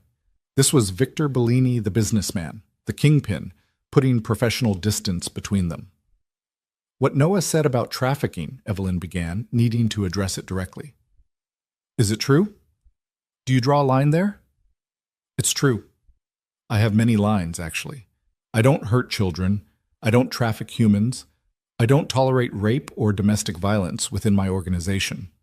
Victor said it matter-of-factly, like he was listing grocery items. I'm a criminal, Evelyn. I won't pretend otherwise, but I'm not every kind of criminal. Some evils are beneath even me. Why those lines specifically? Because I was a child once who watched his father brutalize his mother. Because I've seen what human trafficking does to people, The Hope Harbor cases you work on. I've helped recover some of those women, usually when they've been taken by rivals who engage in that particular trade. Victor took a slow sip of his whiskey. I deal in vices that adults choose: drugs, gambling, protection rackets for businesses that want security. People who engage with my operations do so willingly, knowing the risks. The moment someone becomes a victim rather than a participant, they're outside my business model. The explanation should have been cold comfort. He was still admitting to running a criminal empire. But Evelyn found herself believing him, found the moral framework he described more honest than Noah's willful ignorance or Jessica's calculated betrayal. Noah will try again, Victor continued, shifting topics with the fluidity of someone used to managing multiple crises simultaneously. He'll call, show up places you frequent, possibly try to intercept you before the wedding. I can increase your security detail, but ultimately you need to decide how you want to handle him. I want him to leave me alone, to accept that what we had is over and move on with Jessica or whoever else he's using to feel better about himself. Evelyn set down her glass, the whiskey untouched. But I know that's not going to happen, not until after the wedding. Maybe not even then. No, probably not. Noah's never been good with boundaries or consequences. Something that might have been regret crossed Victor's face. That's partially my fault. His mother and I divorced when he was young, and I overcompensated with material things instead of discipline. Created a man who thinks he can charm his way out of anything. It's not too late. You could still teach him those lessons without using me as the weapon. I could, but that wouldn't give you what you need. Victor leaned forward, his eyes locking onto hers with uncomfortable precision. You need to see him suffer the way you suffered. You need him to understand viscerally what he lost. That's not noble or pretty, but it's honest. And I respect honesty more than I respect false nobility. The acknowledgement of her darker desires felt like permission to be human, flawed, hungry for retribution in ways that social workers weren't supposed to be. Evelyn had spent her entire adult life helping others, putting aside her own needs and wants in service of people who'd been victimized. For once, just this once, she wanted to be the person who acted instead of reacted, who took instead of gave. Thank you, she said quietly, for not trying to make me feel guilty about wanting revenge. Revenge gets a bad reputation. Sometimes it's perfectly appropriate. Victor stood, moving around the desk to lean against its front edge, closer to her now. The key is making sure the revenge is proportional and doesn't consume you entirely. We'll hurt Noah, yes, but we won't destroy him. There's a difference. Is there? From where I'm standing, marrying you seems pretty destructive to whatever relationship you two had left. Noah and I lost our relationship years ago, long before you entered the picture. This is just making official what's been true for a while. That he and I operate on different moral frequencies and can't exist in the same space without destruction. Victor's expression grew distant. Better to accept that now than keep pretending we're a functional family. The sadness in his voice was subtle but real, reminding Evelyn that revenge came with costs for everyone involved, not just the target. Victor was sacrificing his relationship with his son for this. Whether that was noble or foolish remained to be seen. Elena seems to think I could actually fall in love with you, Evelyn said, not sure why she was bringing this up now except that the whiskey and exhaustion had lowered her filters. She asked me directly if I thought it was possible. Victor's eyebrows rose fractionally. And what did you tell her? That I didn't know. That right now we barely know each other and love seems like a dangerous complication. Evelyn met his eyes, refusing to look away from the intensity she found there. What would you have said? That love is a luxury people in our positions can't typically afford. That respect, trust, and mutual benefit are more reliable foundations than emotions that change with circumstances. Victor paused, something shifting in his expression. But I would also say that I've been surprised before. That impossible things occasionally become possible when you're not looking for them. The air between them felt charged suddenly, heavy with implications neither of them was quite ready to name. Evelyn stood, needing distance, needing to break whatever spell was forming before it could solidify into something neither of them had bargained for. I should get ready for dinner, she said, her voice not quite steady. Evelyn, Victor's voice stopped her at the door. What you said to Noah about him never loving you enough to choose you, that was true. But for what it's worth, anyone who couldn't see your value was too blind to deserve you anyway. The compliment landed like a physical touch, warm and unexpected. Evelyn didn't trust herself to respond, so she simply nodded and left before the moment could become anything more complicated than it already was. Dinner that night was surreal in its normalcy. Victor, Elena, and Evelyn sat at one end of the massive dining table, the other end left conspicuously empty where Noah's place presumably had been, and ate food prepared by a chef who could probably charge $1,000 a plate in any restaurant in the city. They talked about Elena's school, about Evelyn's work at Hope Harbor, about mundane things that felt absurd given the circumstances that had brought them together. But beneath the surface normalcy, Evelyn felt the shift happening. She was becoming part of this family, this strange constellation of damaged people orbiting Victor's dark star. Elena watched the interaction between her father and future stepmother with sharp eyes, cataloging every glance and careful word. Victor maintained his careful distance, but Evelyn caught him looking at her when he thought she wasn't paying attention, his expression thoughtful in ways she couldn't quite interpret. After Elena excused herself to FaceTime friends in California, Evelyn and Victor sat in companionable silence over coffee that was probably worth more than she wanted to know. The mansion settled around them, staff disappearing into whatever quarters they occupied after the family retired, security systems engaging with soft beeps and clicks that marked the fortress being sealed for the night. 2.5 weeks until the wedding, Victor said finally, breaking the quiet. Are you having second thoughts? Constant second thoughts, but I'm still here. Evelyn smiled slightly. That seems to be my refrain lately. Good. Doubt keeps you sharp. It's certainty that gets people killed in my world. Victor stood, offering his hand to help her up. Get some rest.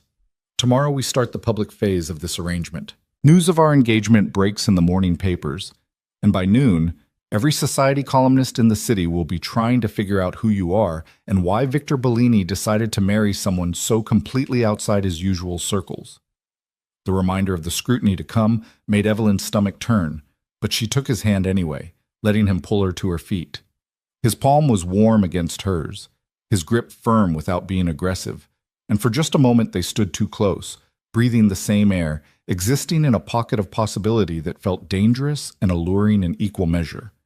Then Victor stepped back, releasing her hand with careful deliberation. Good night, Evelyn. Good night, Victor. She climbed the stairs to her suite, feeling his eyes on her back until she turned the corner and disappeared from view. In her room, she found fresh flowers on every surface and a small box on her nightstand that hadn't been there before. Inside was a phone, newer, more expensive than the encrypted one Victor had already given her, with a note in precise handwriting. For personal use, your old number has been disconnected to prevent Noah from harassing you further. Your contacts have been transferred. The panic button is under settings. Use it if you need anything. V. The thoughtfulness of it struck her harder than it should have. Victor Bellini, criminal kingpin, had personally ensured she had a working phone with emergency protocols built in, had thought about her safety and comfort in ways Noah never had during 18 months of dating.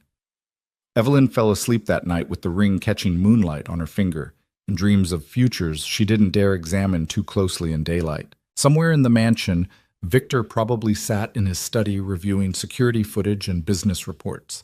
And somewhere in California, Elena was probably telling her mother about the strange woman their father was marrying for revenge. And somewhere in the city, Noah Bellini was probably drinking himself into oblivion, trying to process how completely his world had shifted in less than a week. The game was accelerating. The wedding approached with inexorable certainty. And Evelyn was discovering that the more she played her role, the less it felt like acting, and the more it felt like becoming someone new entirely. Someone dangerous. Someone powerful.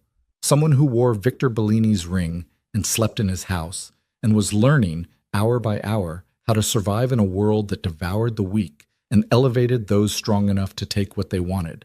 She was becoming Mrs. Bellini. And that transformation was just beginning. The news broke at 6:30 the following morning, precisely when Victor's publicist had scheduled it. Evelyn woke to her new phone buzzing with alerts from news apps she didn't remember downloading. Victor's team had clearly been thorough in their setup. The headlines scrolled past with variations on the same shocked theme. Victor Bellini to wed social worker half his age. Mafia kingpin surprise engagement. Bellini Empire welcomes unlikely new member. Her photo accompanied each article, pulled from Hope Harbor's website, where she smiled in professional attire that now seemed to belong to a different person entirely. The contrast between that wholesome image and the world she'd entered couldn't have been starker if Victor had planned it, which she realized he probably had. The optics were perfect. Dangerous criminal reformed by love of a good woman, or good woman corrupted by proximity to power, depending on which narrative sold more papers. Evelyn was still reading when her door opened without warning. Elena stood in the threshold wearing silk pajamas that probably cost more than Evelyn's entire sleepwear collection, holding a tablet that displayed a particularly salacious gossip site. "Have you seen what they're saying about you online? It's absolutely insane." "I'm getting the general idea." Evelyn set down her phone, bracing herself. "How bad is it?" "Depends on your tolerance for strangers speculating about your sex life, your motivations, and whether you're a gold digger or a mastermind." Elena flopped onto the bed with the casual intimacy of someone who'd already decided Evelyn was safe. The feminist sites can't decide if you're a victim or a strategic genius. The crime blogs are trying to figure out what you bring to Dad's operation, and the society pages are losing their minds because you're not from their world and they don't know how to categorize you. Fantastic. Evelyn rubbed her temples, feeling a headache building behind her eyes. This is exactly what I wanted to wake up to. Dad's handling it. He's got 3 different PR firms managing the narrative, making sure the story stays focused on wealthy businessman finds love with charitable worker instead of criminal marries son's ex for revenge. Elena scrolled through her tablet, her expression amused. Though personally, I think the revenge angle is way more interesting. Before Evelyn could respond, her phone rang with Victor's number. She answered, hyper-aware of Elena listening to every word. "I take it you've seen the coverage." "Hard to miss when it's trending on 3 different platforms." Victor's voice was calm, unbothered by the media frenzy. "How are you handling it?" "I'm managing. Your daughter is currently sprawled on my bed reading the most creative speculation about my character I've ever encountered." Evelyn watched Elena grin at being mentioned. "Should I be concerned about the photographers outside the gates?" "They'll be there until the wedding, possibly after. I've instructed security to keep them at a distance, but you should expect cameras anytime you leave the estate." Victor paused, and Evelyn heard papers shuffling in the background. "We have an appointment at 11 with the wedding planner, purely for appearances. The ceremony itself will be simple, but we need to be seen making traditional preparations." "You've really thought of everything." "I've been planning strategic operations since before you were born, Evelyn. A wedding is just another form of tactical deployment." The dry humor in his tone made her smile despite the circumstances. "Wear something appropriate for photographs. They'll definitely catch us leaving." After he hung up, Evelyn turned to find Elena watching her with that too perceptive gaze that seemed to run in the Bellini family. "You're smiling. That's new. I wasn't aware I'd been walking around frowning." "Not frowning, just serious. Guarded." Elena sat up, tucking her legs beneath her. "But just now, talking to Dad, you smiled like an actual person having an actual conversation, not someone playing a role." The observation was uncomfortably accurate.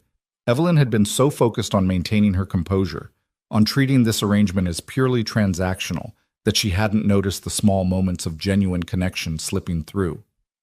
"Your father has unexpected moments of humor." "He used to laugh more. Before Mom left, before the business got so complicated, before Noah turned into such a disappointment." Elena's expression grew wistful. "I remember being little and Dad would do these ridiculous voices when reading bedtime stories. Made me laugh so hard I couldn't breathe. Then something shifted and he became this serious version of himself. I miss the other guy sometimes." The glimpse of Victor as a father reading bedtime stories painted a picture so different from the man Evelyn knew that she struggled to reconcile the 2 images. Maybe he just needed a reason to stop being so serious all the time. "Maybe you'll be that reason." Elena hopped off the bed, heading for the door. "I'm going to get breakfast. Want me to have them send something up? Or are you going to brave the dining room where Dad's probably reading every article written about you while drinking espresso like it's a competitive sport? I'll brave the dining room. Hiding feels like admitting I'm ashamed of this choice. Good answer. Elena's approval was clear. Wear the blue dress, the one in your closet that still has tags on it. It photographs well and makes you look powerful instead of sweet. You're going to need powerful today. The dress was indeed blue, a shade somewhere between navy and midnight that hugged her figure before falling in elegant lines to just below her knees. Designer label, impeccable tailoring, the kind of dress that cost more than she used to make in a month. Evelyn paired it with heels that made her ankles wobble until she practiced walking in them, then studied herself in the mirror. Elena was right. The dress transformed her from social worker to someone who could stand beside Victor Bellini and look like she belonged there. The dining room hummed with quiet energy when she entered. Victor sat at the head of the table exactly as Elena had predicted, a tablet propped beside his coffee cup, his attention focused on whatever article he was reading with the intensity of a general reviewing battlefield reports. He looked up when Evelyn entered, and something flickered across his face. Approval. Appreciation. Something else she couldn't quite name. The blue dress. Good choice.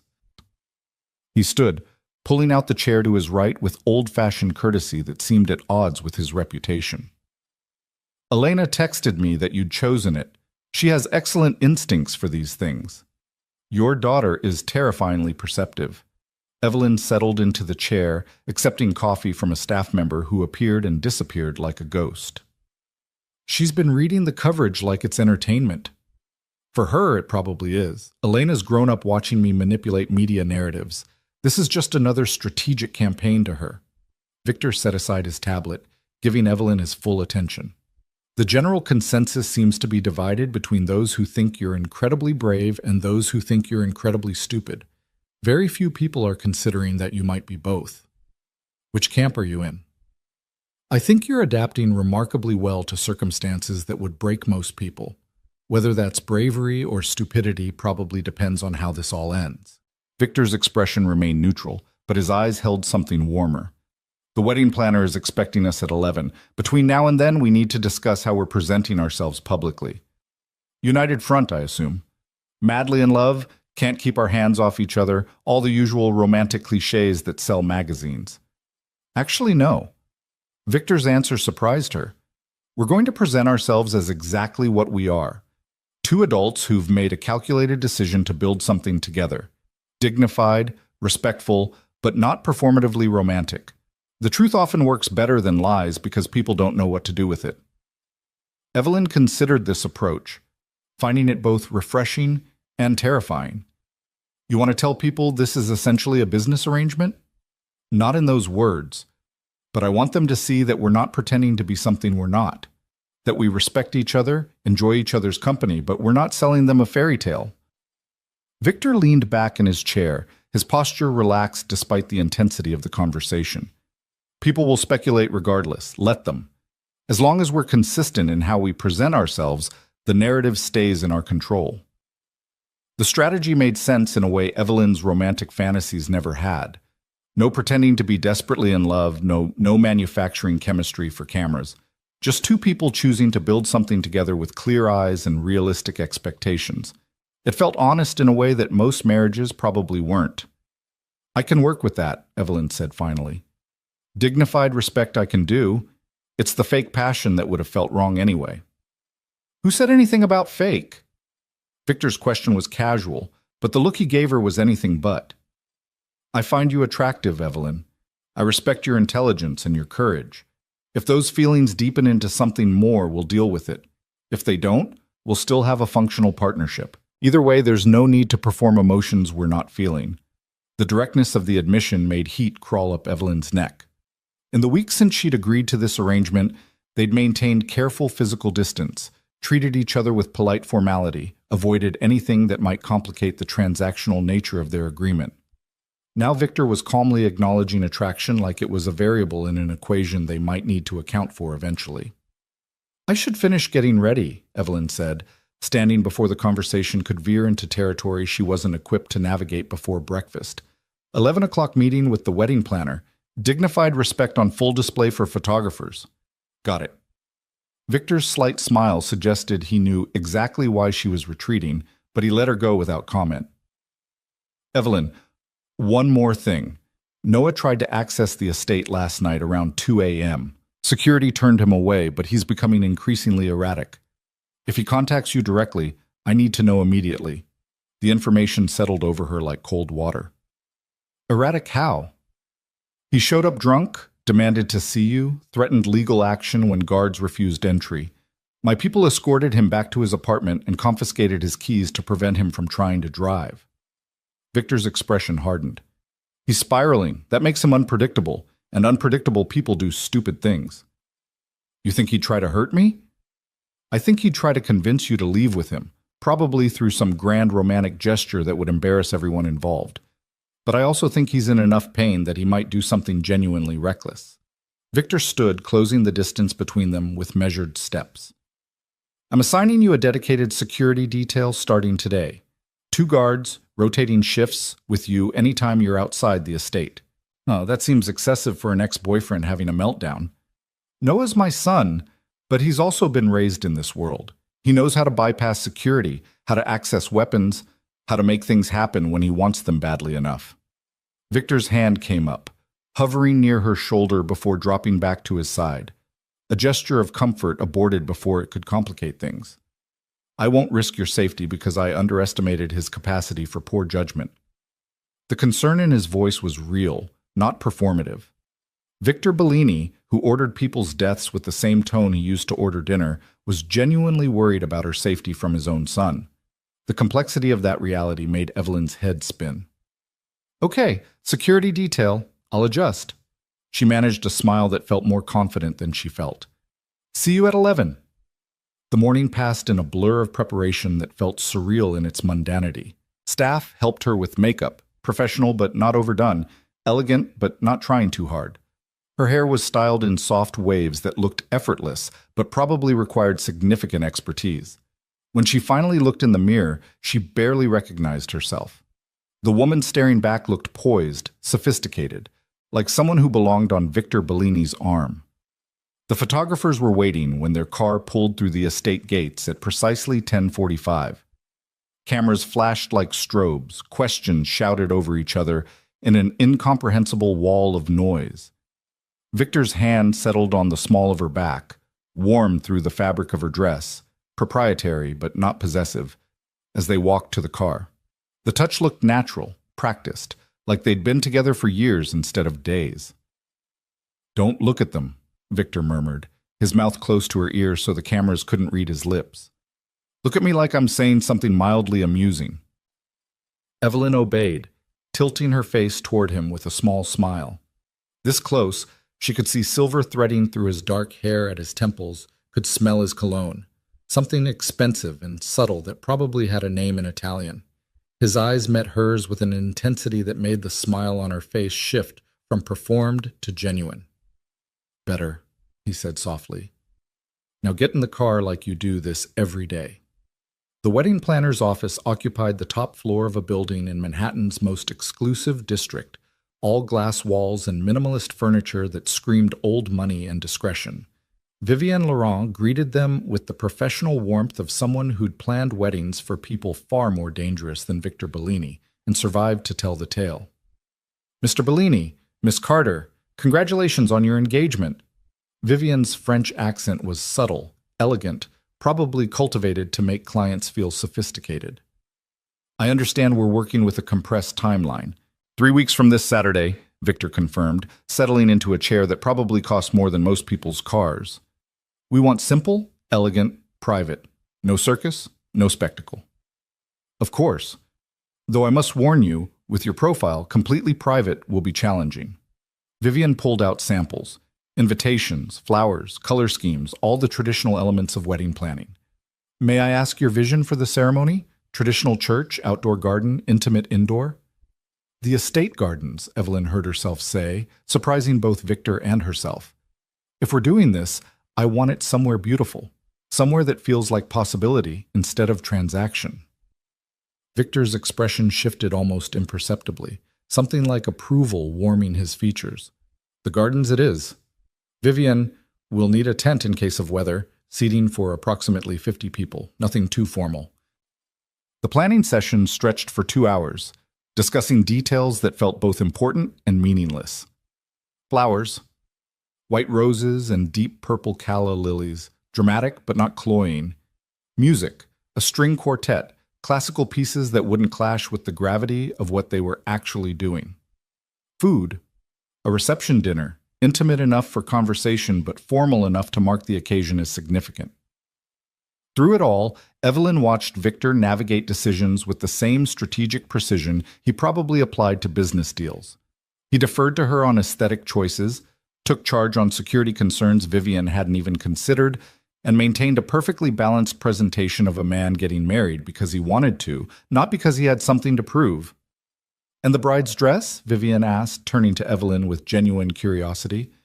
"Do you have a designer in mind, or would you like recommendations?" "I want something simple, elegant but not trying too hard, not a princess dress." Evelyn thought about the woman she was becoming, the version of herself that could stand beside Victor without apology. Something that looks like it belongs on an adult making an adult decision, not a girl playing dress-up. "I know exactly what you need." Vivian made notes with the efficiency of someone who'd heard similar requests 100 times. "I'll send you options by tomorrow. We're cutting it close for alterations, but I have resources that can make magic happen on impossible timelines." As they wrapped up, Vivian's phone buzzed with an urgency that made her frown. She glanced at the screen, her professional composure slipping for just a moment. "I apologize, but there's a situation developing that you should be aware of. It seems someone has leaked your wedding date and location to the press. I'm getting calls from photographers requesting access to the estate." Victor's expression didn't change, but Evelyn felt the air around him cool by several degrees. How many people knew the specific details? "Only my core team, and they've all signed NDAs with substantial penalties for breach." Vivian's distress was genuine. "I'll investigate immediately, but I wanted you to know it wasn't your team." Victor stood, his movement fluid despite the tension Evelyn could sense building in him. "We have a leak somewhere in my organization. This is the second breach in as many days." The implication hung heavy in the elegant office. Someone in Victor's empire was feeding information to outsiders, compromising security around the wedding specifically, which meant someone wanted to disrupt the ceremony, or worse, wanted easy access to know exactly where and when Victor Bellini would be most vulnerable. "We need to go," Victor said quietly, his hand finding Evelyn's elbow with gentle insistence. "Vivian, proceed with planning, but expect the location to change. I'll notify you where and when it's safe to do so." The drive back to the estate was tense, Victor on his phone speaking in rapid Italian to people whose responses Evelyn couldn't hear. The security detail that had accompanied them, 2 SUVs bracketing their town car, drove with heightened alertness, taking routes that varied from their morning path. "Is this normal?" Evelyn asked when Victor finally ended his call. "Leaks and security breaches?" "No, which is why it's concerning." Victor's jaw was tight, his usual composure strained. "Someone's testing our defenses, trying to find weak points. Either they're planning something specific around the wedding, or they're trying to rattle us into making mistakes." "Noah?" The name came out before Evelyn could stop it. "Possibly. He has access to family information, knows security protocols from when he was still trusted with that knowledge." Victor's expression darkened. "Or it could be the Costello family, using the wedding as an opportunity to strike while we're distracted. Or any number of other enemies who see my marriage as a moment of weakness." The casual mention of enemies planning to strike made Evelyn's stomach turn. She'd agreed to marry into danger, had told herself she understood the risks. But understanding abstractly and living the reality of people actively trying to find ways to hurt you were drastically different experiences. Back at the estate, Victor disappeared into his office with a team of security personnel, while Evelyn was escorted to her suite by guards who looked like they expected an attack at any moment. Elena found her there an hour later, curled in the window seat, pretending to read case files from work that she couldn't focus on. "Dad's losing his mind trying to figure out who leaked the wedding information," Elena announced, settling beside Evelyn with the comfort of someone who'd lived through security crises before. "He's had 3 different people fired already, and he's still not satisfied." "People's jobs are being destroyed because someone told the press when we're getting married?" Evelyn's guilt was immediate and sharp. People's jobs are being destroyed because they violated protocols that exist to keep this family safe, Elena corrected firmly. This isn't about a wedding date, Evelyn. This is about someone proving they can access confidential information and spread it without consequences. That's a security failure Dad can't ignore. The distinction made sense intellectually, but Evelyn still felt the weight of people losing their livelihoods because she'd agreed to this arrangement. Does this happen often? Security breaches and investigations? Often enough that I've learned not to get attached to specific staff members. They come and go based on Dad's trust level, which is basically impossible to maintain long term. Elena pulled her knees up, resting her chin on them. He fired my favorite bodyguard last year because the guy accepted a phone call during a shift. Didn't matter that it was the guy's mom in the hospital. Protocol said no personal calls while on duty, and he broke protocol. That seems harsh. That's the world we live in. Rules exist because people die when they're not followed. Elena's matter-of-fact delivery of such a dark statement reminded Evelyn again how different the girl's childhood had been from most teenagers. You're going to have to get comfortable with Dad making decisions that seem cruel but are actually just practical survival strategies. Before Evelyn could respond, shouting erupted from somewhere on the ground floor. Male voices raised in anger, the crash of something breaking. Both women were on their feet instantly, moving toward the commotion with the same magnetic pull that drew witnesses to car accidents. The foyer was a war zone. Noah stood in the center, held back by 4 security guards who looked like they were considering just knocking him unconscious and being done with it. His face was flushed with alcohol and rage, his expensive clothes rumpled like he'd slept in them. And standing in front of him, perfectly calm despite the chaos, was Victor. "You can't keep me out of my own father's house!" Noah's voice cracked with something that might have been genuine anguish beneath the fury. "I grew up here. This is my home." This ceased being your home when you compromised family security by giving estate access codes to your girlfriend who works for our enemies. Victor's voice was Arctic calm, the kind of quiet that preceded violence. "You've been tolerated because you're my son. But tolerance has limits, Noah. You've reached them. This is about Evelyn, about you stealing her from me to teach me some sick lesson." Noah lunged against the guard's hold, making them tighten their grip. "You don't even want her. You're just using her to punish me." "I want her more than you ever did." Victor's statement was simple, devastating in its directness. "I want her safe, respected, treated like she matters. You wanted her convenient and quiet and willing to ignore your flaws. There's a difference." The words hit Noah like physical blows. His expression crumpled, rage giving way to something rawer, more desperate. His eyes found Evelyn on the stairs, and the naked pain in them made her chest constrict despite everything. "Evie, please, tell him you don't want this. Tell him you're being coerced." Noah's voice dropped to something close to begging. "I know I hurt you. I know I was an idiot. But this? Marrying my father? This is insane." Evelyn descended the stairs slowly, aware of Elena beside her, of Victor's security team poised for violence, of the moment balanced on a knife's edge between tragedy and farce. She stopped a safe distance from Noah, close enough to see the broken blood vessels in his eyes from too much drinking, the tremor in his hands that suggested he was barely holding himself together. "I'm not being coerced, Noah. I'm making a choice. Maybe not the choice you'd prefer, but it's mine to make." Evelyn kept her voice level, compassionate but firm. "What you did hurt me. What you did with Jessica while I was working late trying to help people who'd been trafficked, raped, destroyed by men who saw them as objects to be used, that hurt me in ways I'm still processing. But this isn't about hurting you back. This is about choosing something different for my life." "By marrying a killer? A criminal?" Noah's laugh was broken glass. "You work with victims, and you're going to share a bed with someone who creates them?" "I work with victims created by people like Jessica's employers, people who traffic in human misery for profit. Your father has never touched that particular evil."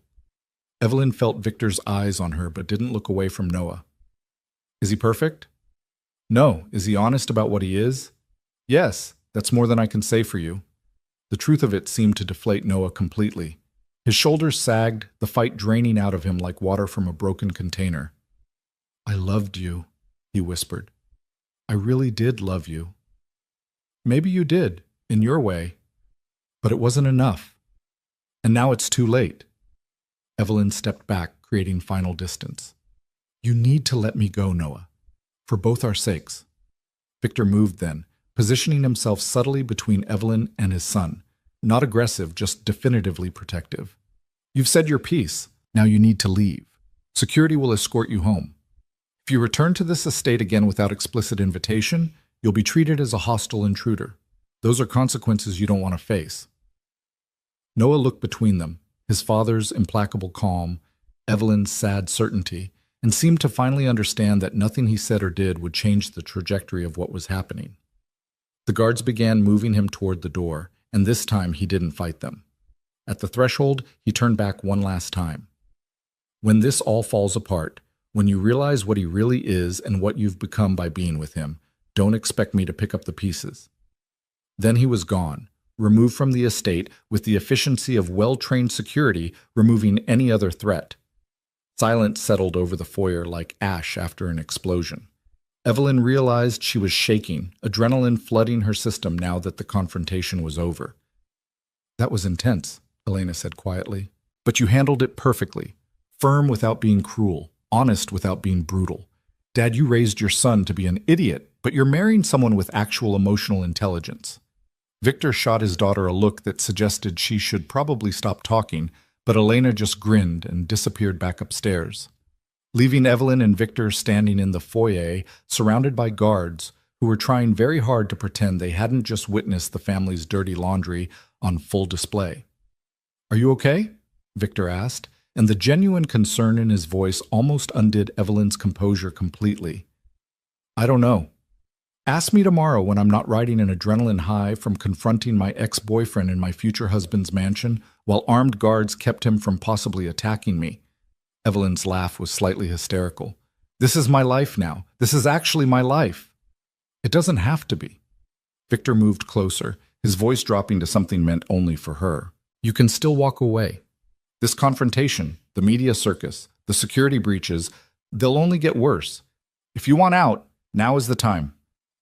Evelyn looked up at him, this man who'd offered her revenge and protection and a life so different from what she'd known that it might as well be on another planet. She thought about Noah's broken expression, about Jessica's calculated betrayal, about a lifetime of being good and careful and still ending up hurt. I'm not walking away, she said firmly. I'm seeing this through. Even though it's dangerous, even though my son just made it clear he thinks you're making a terrible mistake, especially because of that. Evelyn felt certainty settling into her bones, solid and unshakable. Noah's right about one thing. I am changing. I'm becoming someone I don't fully recognize yet, but I'd rather become this version of myself with my eyes open than go back to being the person who got hurt and pretended it didn't matter. Victor studied her face for a long moment, and something in his expression shifted, respect warming into something deeper, something neither of them was quite ready to name. Then we move forward. Security will be tighter, the wedding location will change, and Noah will be kept away by any means necessary. But we move forward. Together, Evelyn said, and it felt like a promise that went beyond their business arrangement. Together, Victor agreed. 2 weeks. 14 days until Evelyn Carter became Mrs. Victor Bellini in a ceremony that would finalize the most elaborate revenge plot she'd ever been part of. 14 days until the point of no return, until her old life was officially buried and her new one began in earnest. She should have been terrified. Part of her was. But another part, the part that was learning to navigate danger with grace, that was discovering she had a talent for this world's particular chess game, felt something close to excitement thrumming through her veins. The transformation was accelerating, and Evelyn was discovering that she had no desire to slow it down. The final 2 weeks passed in a blur of controlled chaos that Evelyn navigated with increasing confidence. The wedding location changed 3 times as Victor's security team tracked down the source of the leak, eventually discovering it was a low-level accountant with gambling debts who'd sold information to a tabloid for $20,000. The man disappeared from the city so quickly that Evelyn didn't ask questions, just accepted that some problems in Victor's world were solved with efficiency that didn't bear close examination. Her dress arrived on a Tuesday afternoon, delivered by Vivian personally, with an entourage of seamstresses who descended on Evelyn's suite like elegant vultures. The gown was everything she'd asked for, simple ivory silk that draped like water, elegant without trying too hard, sophisticated enough to match the gravity of what she was actually doing. When she tried it on, even Elena stopped scrolling through her phone to stare. "You look like someone who could actually be Mrs. Bellini," the teenager said, and it was possibly the highest compliment she'd given yet. The nights were the hardest. Evelyn would lie in her enormous bed in the east wing, listening to the house settle around her, knowing Victor was somewhere on the other side of the mansion, probably not sleeping either. Twice she'd wandered downstairs at 3 in the morning and found him in his study, surrounded by security reports and business documents, a glass of whiskey keeping him company. They'd talk. About nothing important, about everything important, until exhaustion finally claimed them both. Those conversations felt more intimate than anything physical could have been. Victor told her about his father's brutality, about inheriting an empire built on fear, and learning to maintain it through strategic intelligence rather than just violence. Evelyn shared stories about her parents, about choosing social work because she'd wanted to fix things her father, the teacher, and mother, the nurse, couldn't reach. They were learning each other, piece by careful piece, building something neither had planned for. 5 days before the wedding, the Costello family made their move. It happened during one of Evelyn's rare trips outside the estate, a visit to Hope Harbor's office to meet with her supervisor and discuss her transition to a consulting role that would allow her to continue her work while acknowledging her new reality. Her security detail was with her, 2 former Special Forces soldiers who moved like shadows, but they couldn't prevent the car that ran the red light and T-boned their SUV at an intersection 3 blocks from the nonprofit's building. The impact was catastrophic. Evelyn's world became spinning metal and shattering glass, her body held in place by a seatbelt that felt like it was cutting her in half, screams that might have been hers or might have been the guards. Then silence, broken only by the hiss of a damaged radiator and distant sirens approaching. "Miss Carter." One of the guards, Marcus, the one who'd told her about his daughter's soccer games, appeared at her window, his face bloody but focused. "We need to move. Now. That wasn't an accident." Evelyn's training from weeks of security briefings kicked in despite her disorientation. She unbuckled with shaking hands, let Marcus pull her from the wreckage, while his partner provided cover with a weapon she hadn't known he was carrying. A second SUV pulled up, backup that had been following at a distance, and she was being pushed inside while Marcus barked orders into his phone. "Base, we have a hostile intercept at Madison and 5th. Package is secure, but we need immediate extraction and medical. I'm calling Priority Alpha." Priority Alpha. Evelyn remembered that code from the briefings.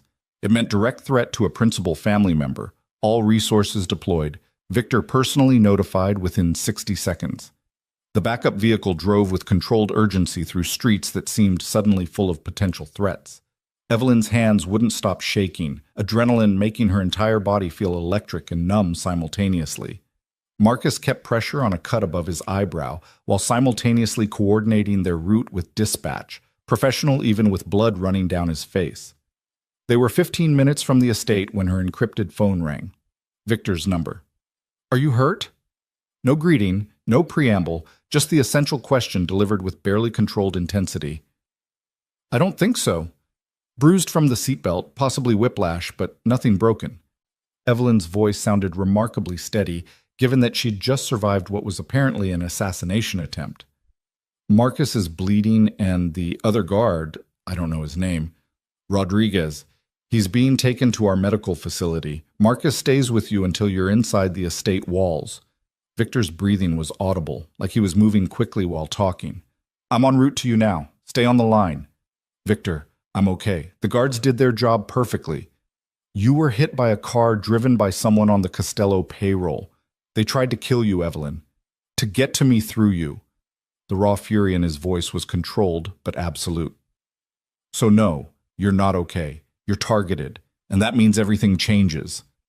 The rest of the drive passed with Victor's voice in her ear, not saying much, just maintaining connection like a lifeline. When they finally pulled through the estate gates, he was waiting on the steps with a medical team, his expression locked down tight, but his eyes burning with something that looked like fear masked as rage. He pulled Evelyn from the car himself, hands running over her arms and shoulders, checking for injuries with surprising gentleness. "You're sure you're not hurt?" "I'm sure. Victor, I'm fine." "You were almost killed." He said it quietly, his hands still on her shoulders like he needed the physical confirmation she was real.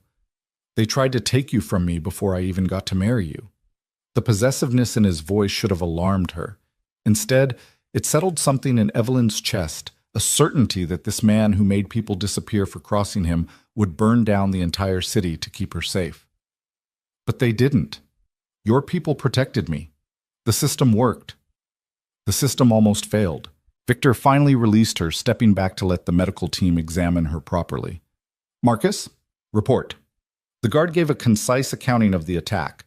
The timing too precise to be coincidence. The driver's identification as a known Costello associate. The backup vehicle that had shadowed them, suggesting coordination. As he spoke, Victor's expression grew progressively darker, and Evelyn recognized the look from her research into his reputation. This was Victor Bellini calculating retribution, planning response with the same strategic precision he applied to everything. "Dad?" Elena appeared from somewhere inside, her face pale but composed. "Is she okay?" "She's okay." Victor's voice softened marginally when addressing his daughter. "Take her inside. Stay with her until I get back." "Where are you going?" Evelyn asked, though she already knew the answer. "To have a conversation with the Costello family about appropriate boundaries and the consequences for crossing them." Victor was already moving toward one of the waiting vehicles, his security team falling into formation around him. "Elena, you're in charge of the household until I return.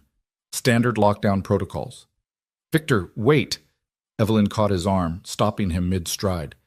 "Don't do anything that can't be undone. Please." He looked down at where her hand gripped his sleeve, then up at her face with an expression she couldn't quite read. "You're asking me to show restraint to people who just tried to kill you." "I'm asking you not to start a war 5 days before our wedding."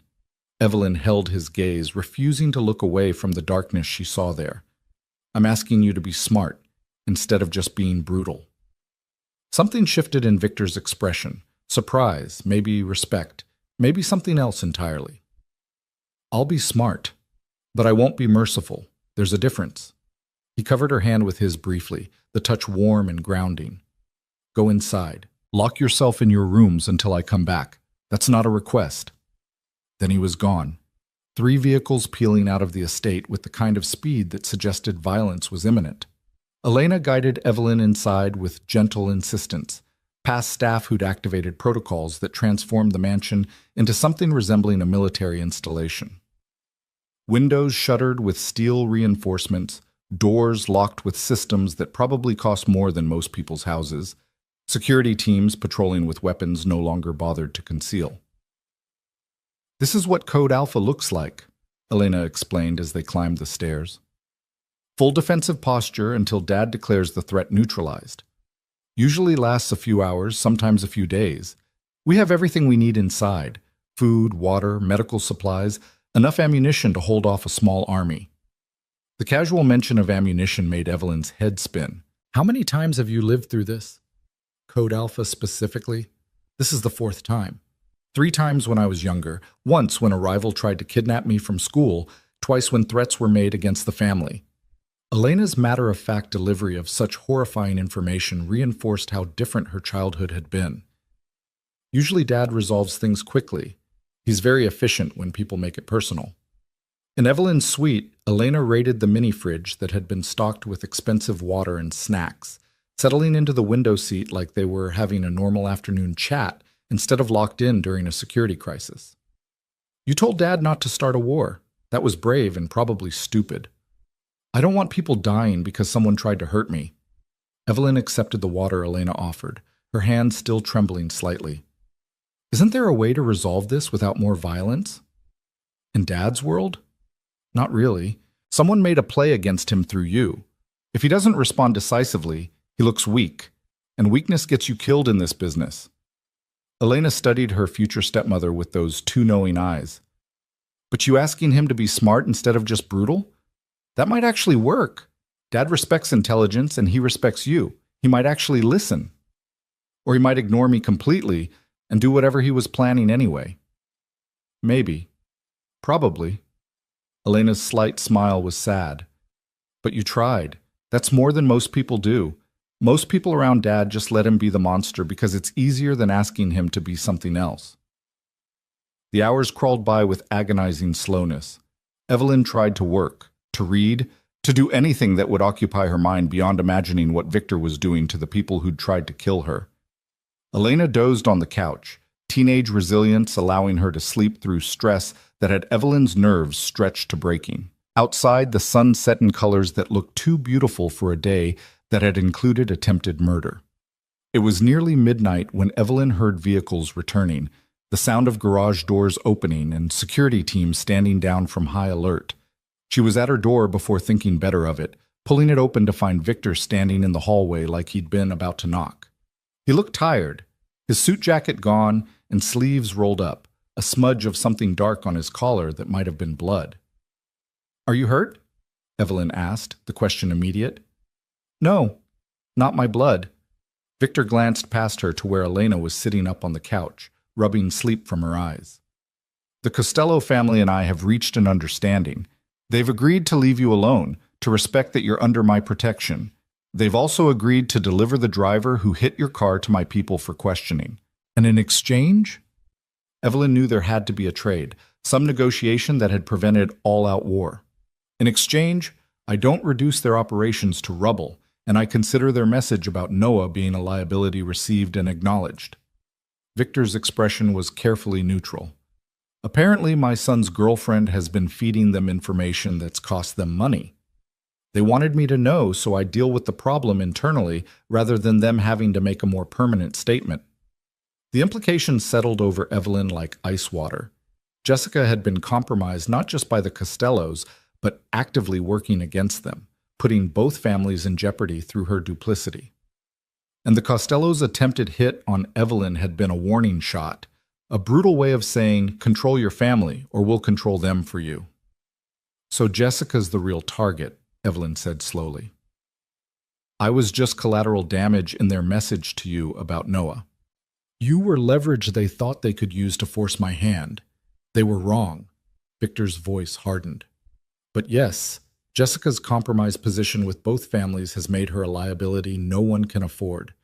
Noah's been warned to end their relationship immediately or face consequences from multiple directions. Will he listen? Doubtful. He thinks love conquers all." Victor's sardonic tone made clear what he thought of that philosophy. "But that's his problem to solve now. Mine is making sure you survive to actually become my wife in 5 days."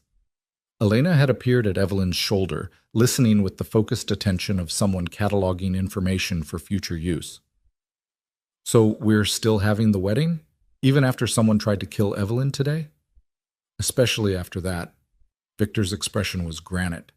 "Canceling would signal weakness, would suggest the Costellos succeeded in disrupting our plans. The wedding happens as scheduled, with security so tight that not even air gets through without clearance." "Where?" Evelyn asked, realizing she had no idea where the ceremony was even supposed to take place anymore after all the location changes. "Here. The gardens, as you originally wanted. We've swept the entire estate, upgraded every security system, and I'll have a small army positioned as guests and staff." Victor's slight smile held no humor. "It won't be the intimate ceremony Vivian planned, but it'll be secure." The conversation felt surreal, discussing wedding plans hours after surviving an assassination attempt, talking about security forces disguised as guests like this was normal preparation for matrimony. But this was Evelyn's life now, the world she'd chosen when she'd agreed to marry Victor Bellini for revenge that had somehow evolved into something far more complicated. "I should let you rest," Victor said, though he made no move to leave. "Tomorrow we'll need to finalize everything. The ceremony itself, the vows, the practical details that got lost in today's chaos." "Victor." Evelyn caught his hand before he could retreat, the touch impulsive but necessary. "Thank you for protecting me, for not starting a war when you had every reason to." "I came very close to starting a war." His admission was quiet, honest. "The only thing that stopped me was remembering you asking me to be smart instead of brutal. So I was both. Smart enough to negotiate, brutal enough that they'll never try this again." What did you do to make that guarantee? Things I won't tell you about because you don't need that weight on your conscience. Victor turned his hand under hers, their fingers interlacing briefly. Sleep, Evelyn. In 5 days, you'll be my wife and under my protection permanently. Until then, you don't leave this estate for any reason. He left before she could argue, Elena following him after a quick hug that surprised Evelyn with its fierceness. I'm glad you're okay. It would have been really annoying to lose a stepmother before even officially getting one. Alone in her suite, Evelyn stood at the window looking out over gardens that would soon host her wedding. The grounds were dotted with security teams now, discreet but visible if you knew what to look for. This was her future. Beauty surrounded by vigilance, luxury protected by violence, a life that required constant awareness of threats most people never even considered. She should have been terrified. 5 days ago, someone had tried to kill her. 5 days from now, she'd be legally bound to a man whose enemies would see her as a permanent target. But standing there with Victor's grandmother's ring on her finger and the memory of his concern warming her chest, Evelyn felt something closer to determination than fear. The wedding preparations consumed the next 4 days with intensity that left no time for doubt or second-guessing. Vivienne arrived with her team, transforming the gardens into something that looked effortless but probably required logistical planning on par with military operations. White roses and purple calla lilies everywhere, a tent of billowing silk in case of weather, chairs arranged in intimate rows that could seat the 50 guests who'd been carefully vetted by Victor's security. The guest list itself was a study in strategic invitation, family allies who needed to witness the union, business associates whose presence reinforced the Bellini Empire's stability, and a handful of people from Evelyn's world, including her supervisor from Hope Harbor, who looked absolutely terrified throughout the entire rehearsal dinner. That dinner, held 2 nights before the wedding, was Evelyn's first real glimpse of Victor's world on full display. Men who looked like they'd stepped out of classic gangster films, women draped in jewels that could fund small nations, conversations conducted in coded language about business opportunities and territories that meant nothing and everything simultaneously. Elena navigated it with practiced ease, charm deployed like a weapon she'd learned to wield from infancy. And Victor presided over it all like the king he essentially was, managing relationships and displaying Evelyn at his side like she'd been there for years instead of weeks. His hand stayed at the small of her back throughout the evening, a possessive touch that announced ownership while somehow also feeling protective. People watched them with calculation, trying to assess whether this marriage was strength or weakness for the Bellini Empire. They're trying to figure out if you're my vulnerability or my advantage, Victor murmured during a brief moment of privacy. Let them wonder. Uncertainty is useful. The night before the wedding, Evelyn couldn't sleep. She wandered the mansion at 3 a.m. and found Victor in his study exactly where she'd expected, surrounded by papers and the ever-present glass of whiskey. He looked up when she entered, unsurprised by her appearance. Cold feet? He asked, gesturing for her to sit. More like racing thoughts. Evelyn settled into the chair across from his desk, accepting the whiskey he poured without being asked. Tomorrow I become Mrs. Victor Bellini. Tomorrow, everything changes permanently. You can still walk away. Even now, even this late, if you want out. I don't want out, Evelyn cut him off firmly. I'm not here because I have cold feet. I'm here because I wanted to see you before tomorrow becomes official, before we perform for 50 people and cameras and all the weight of what this marriage represents. Victor studied her for a long moment, something unreadable in his expression. What do you need, Evelyn? Honesty, just for tonight, just between us. She leaned forward, holding his gaze. Do you regret this? Proposing to me, bringing me into your world, changing your relationship with your son forever? No? The answer came without hesitation. I regret that Noah forced my hand. I regret that violence touched you because of decisions I made. But I don't regret meeting you, and I won't regret marrying you. Even though this started as revenge? Especially because it started as revenge. That gave us both permission to be honest about what we wanted without pretending to emotions we weren't feeling. Victor set down his glass, his full attention on her. But I'll tell you something I haven't said before.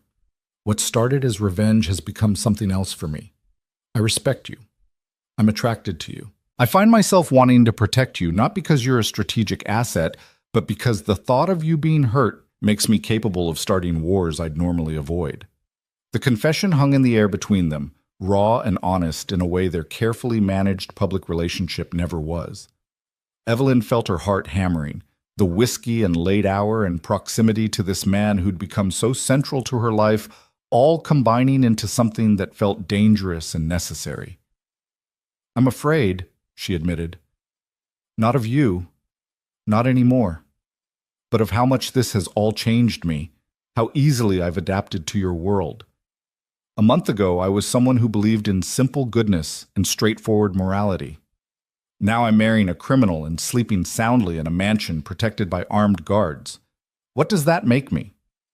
Human, complicated, honest about the darkness that exists in everyone if circumstances push hard enough." Victor stood, moving around the desk to lean against it directly in front of her. "You haven't become a monster, Evelyn. You've just stopped pretending the world is simpler than it actually is. Is that what you tell yourself? That you're just being honest about human nature? I tell myself that I protect what's mine, that I honor my agreements, and that I've created something stable in an inherently unstable world." Victor's voice was quiet but certain. "You can judge that however you want. But tomorrow, when you become my wife, you become part of that stability, part of what I protect." Evelyn stood, closing the small distance between them until they were close enough that she could feel his warmth, smell his cologne that had become familiar over weeks of proximity. "And what do I get in return, besides protection and power and all the practical benefits we negotiated?" "What do you want?" Victor asked, and the question felt weighted with possibilities neither of them had been brave enough to voice until now. Instead of answering with words, Evelyn leaned up and kissed him. It was impulsive and possibly stupid, and definitely complicated, but his lips were warm against hers, and when his hands came up to frame her face, the touch was gentle in a way that contrasted sharply with his reputation for brutality.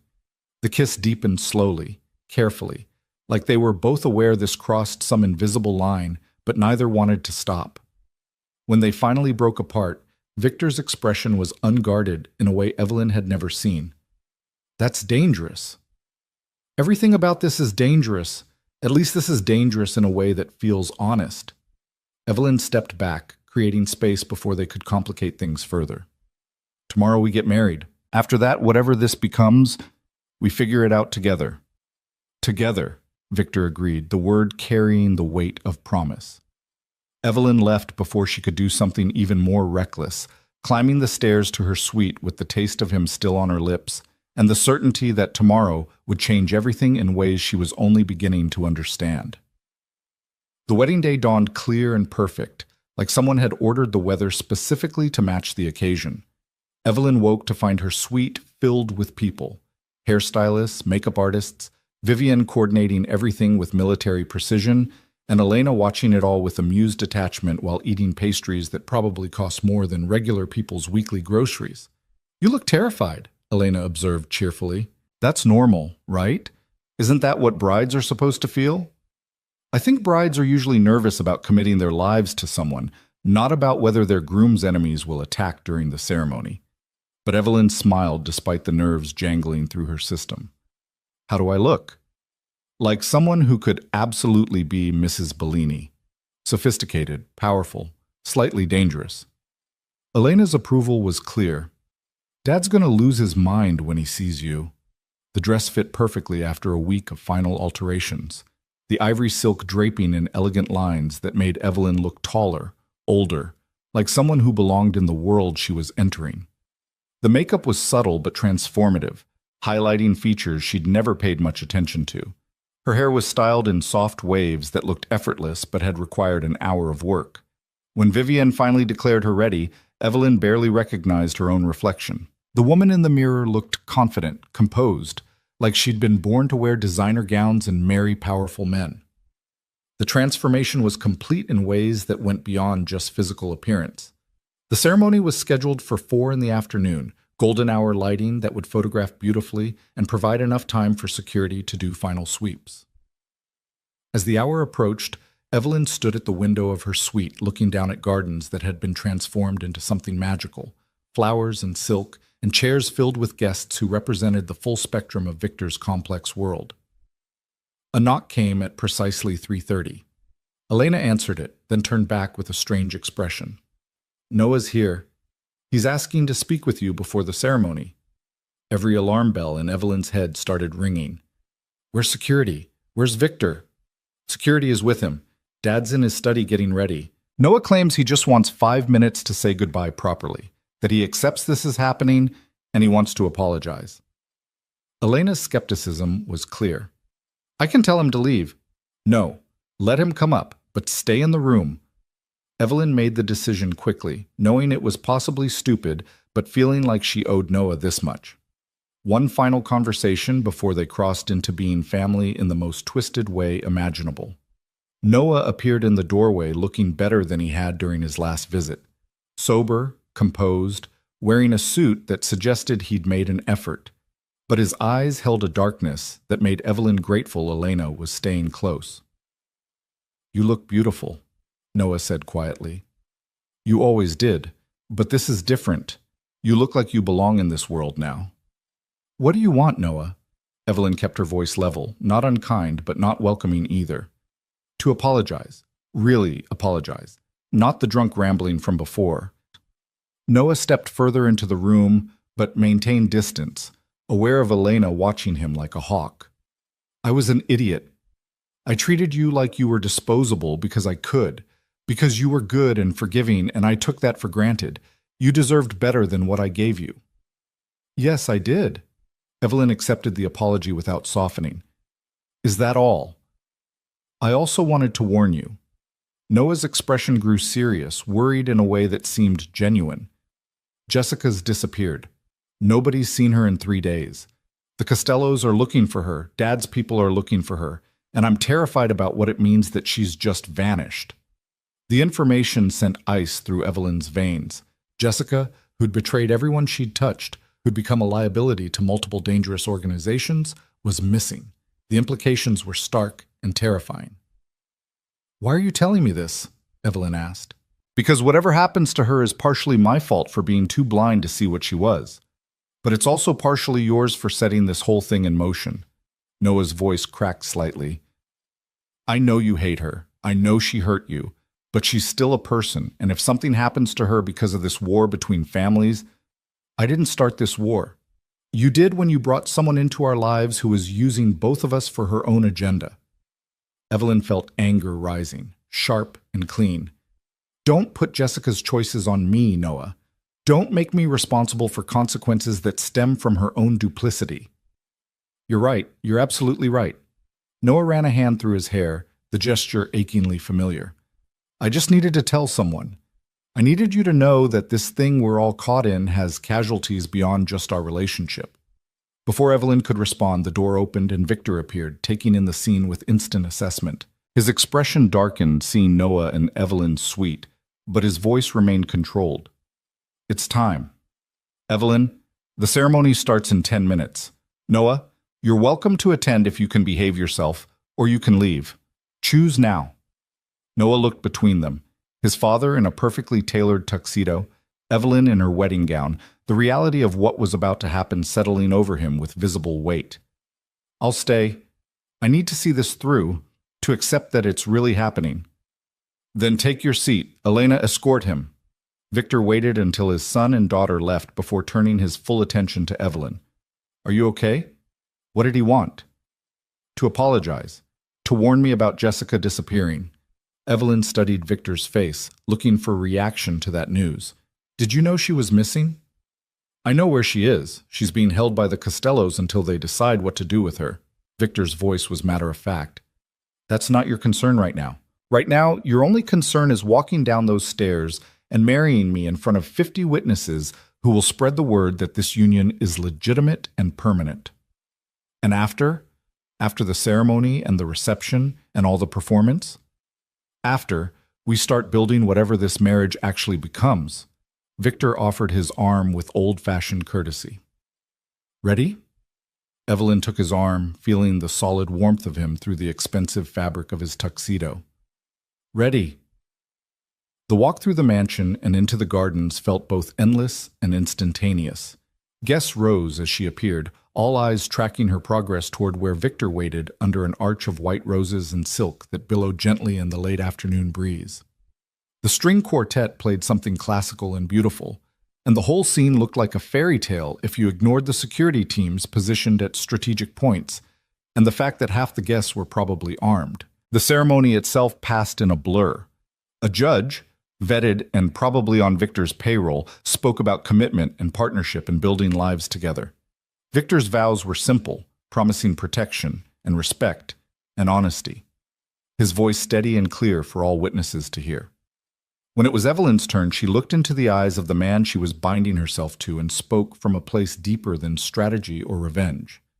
I promise to stand beside you, to be honest even when it's difficult, to build something real from what started as calculation, to become your partner in every way that matters. The words felt like truth, like commitment that went beyond what they'd originally negotiated. Victor's expression shifted hearing those vows, something warming behind his eyes that suggested he heard what she wasn't saying, that this had become real for her, that somewhere between revenge and security, she'd started actually caring about this complicated, dangerous man. When the judge pronounced them married and invited Victor to kiss his bride, he did so with a thoroughness that suggested the kiss was far more than just performance. Evelyn felt herself responding, felt weeks of careful distance collapsing into this moment of sanctioned intimacy. And when they finally broke apart, the guests were applauding, and she was officially Mrs. Victor Bellini.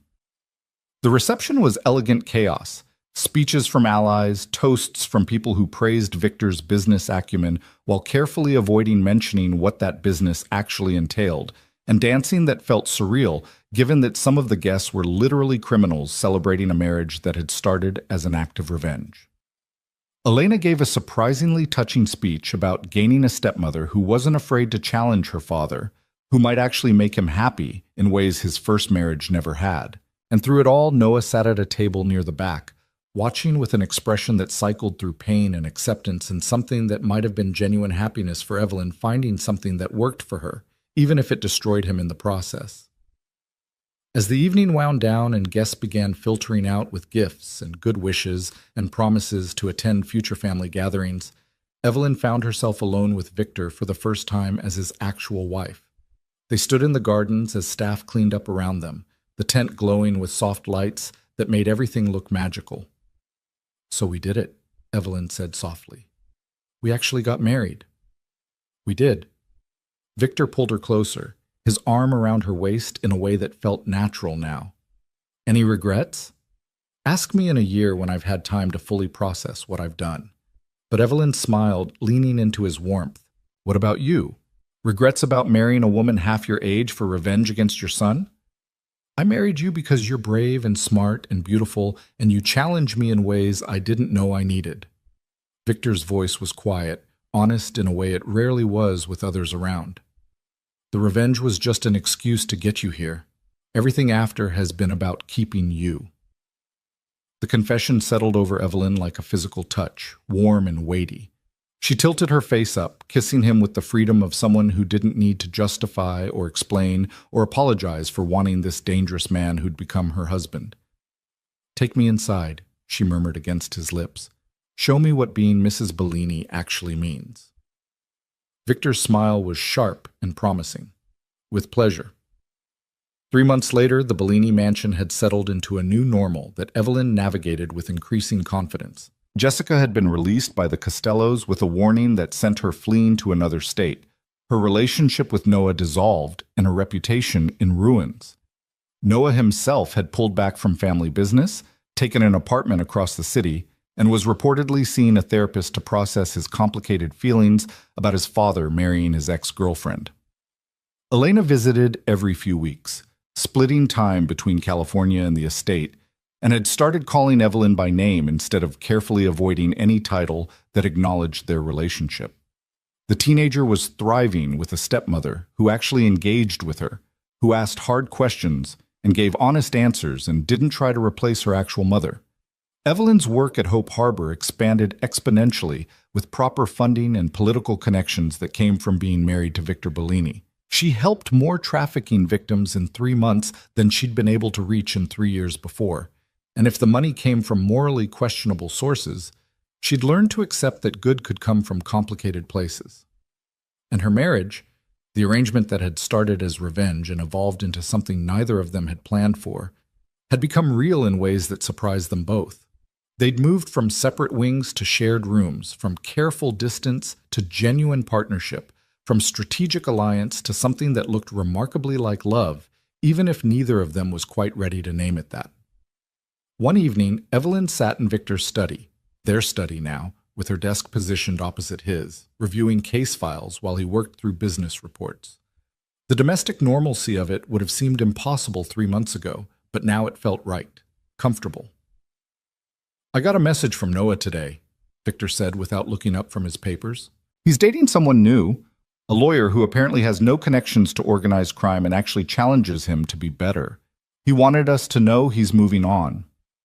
"Good for him." Evelyn meant it genuinely. "He deserves to find someone who fits his world better than I ever did." "You fit this world perfectly now." Victor finally looked up, his expression warm with pride and something deeper. "You've become exactly what I knew you could be. Powerful without losing your compassion, strong without becoming cruel. Mrs. Bellini suits you." "It does, doesn't it?" Evelyn smiled, twisting the ring on her finger that no longer felt heavy or foreign. "Though I think I've earned the right to go by Evelyn Bellini professionally. Sounds more impressive than Mrs. when I'm negotiating with politicians about trafficking prevention funding." "Evelyn Bellini." Victor tested the name, his smile growing. "I like it. Sounds like someone who gets things done." Later that night, wrapped in sheets that cost more than her old apartment's monthly rent, Evelyn reflected on the transformation that had brought her here. From heartbreak in Noah's bedroom to partnership in Victor's, from victim to survivor to something more complex than either category could contain. She'd sought revenge and found purpose. She'd married for strategy and discovered genuine connection. She'd entered a world built on violence and learned to navigate it without losing herself completely. The future stretched ahead, uncertain and dangerous and nothing like what she'd planned. But lying beside a man who'd become far more than just her husband in name, Evelyn felt something close to contentment settling into her bones. She'd stopped being the person things happened to and become someone who made things happen instead. And that transformation, painful and complicated and absolutely necessary, had been worth every risk. "What are you thinking about?" Victor asked, his voice rough with approaching sleep. "That I'm exactly where I'm supposed to be." Evelyn turned to face him in the darkness. "That what started as the worst day of my life led to the best decision I've ever made." "Marrying me?" His tone was amused, affectionate. "Choosing myself, choosing power, choosing to stop being afraid of who I might become and just becoming her anyway." Evelyn kissed him softly. "You were just the catalyst. The transformation was all mine." "Then I'm honored to have witnessed it." Victor pulled her closer, his arms a fortress she no longer needed but chose to remain within. "Welcome home, Mrs. Bellini. Welcome to the life you built from the ashes of the one that burned down." Evelyn closed her eyes, listening to his heartbeat steady and strong beneath her ear, and smiled into the darkness. She was home. Not the home she'd imagined, but the one she'd earned through courage and calculation and the willingness to become dangerous when necessary. The betrayal that had shattered everything had also rebuilt her into something stronger. And that, more than revenge, more than security, more than anything else, made every complicated choice worth it. She'd walked into Noah's bedroom expecting answers and found devastation. She'd walked into Victor's world expecting temporary vengeance and found permanent transformation.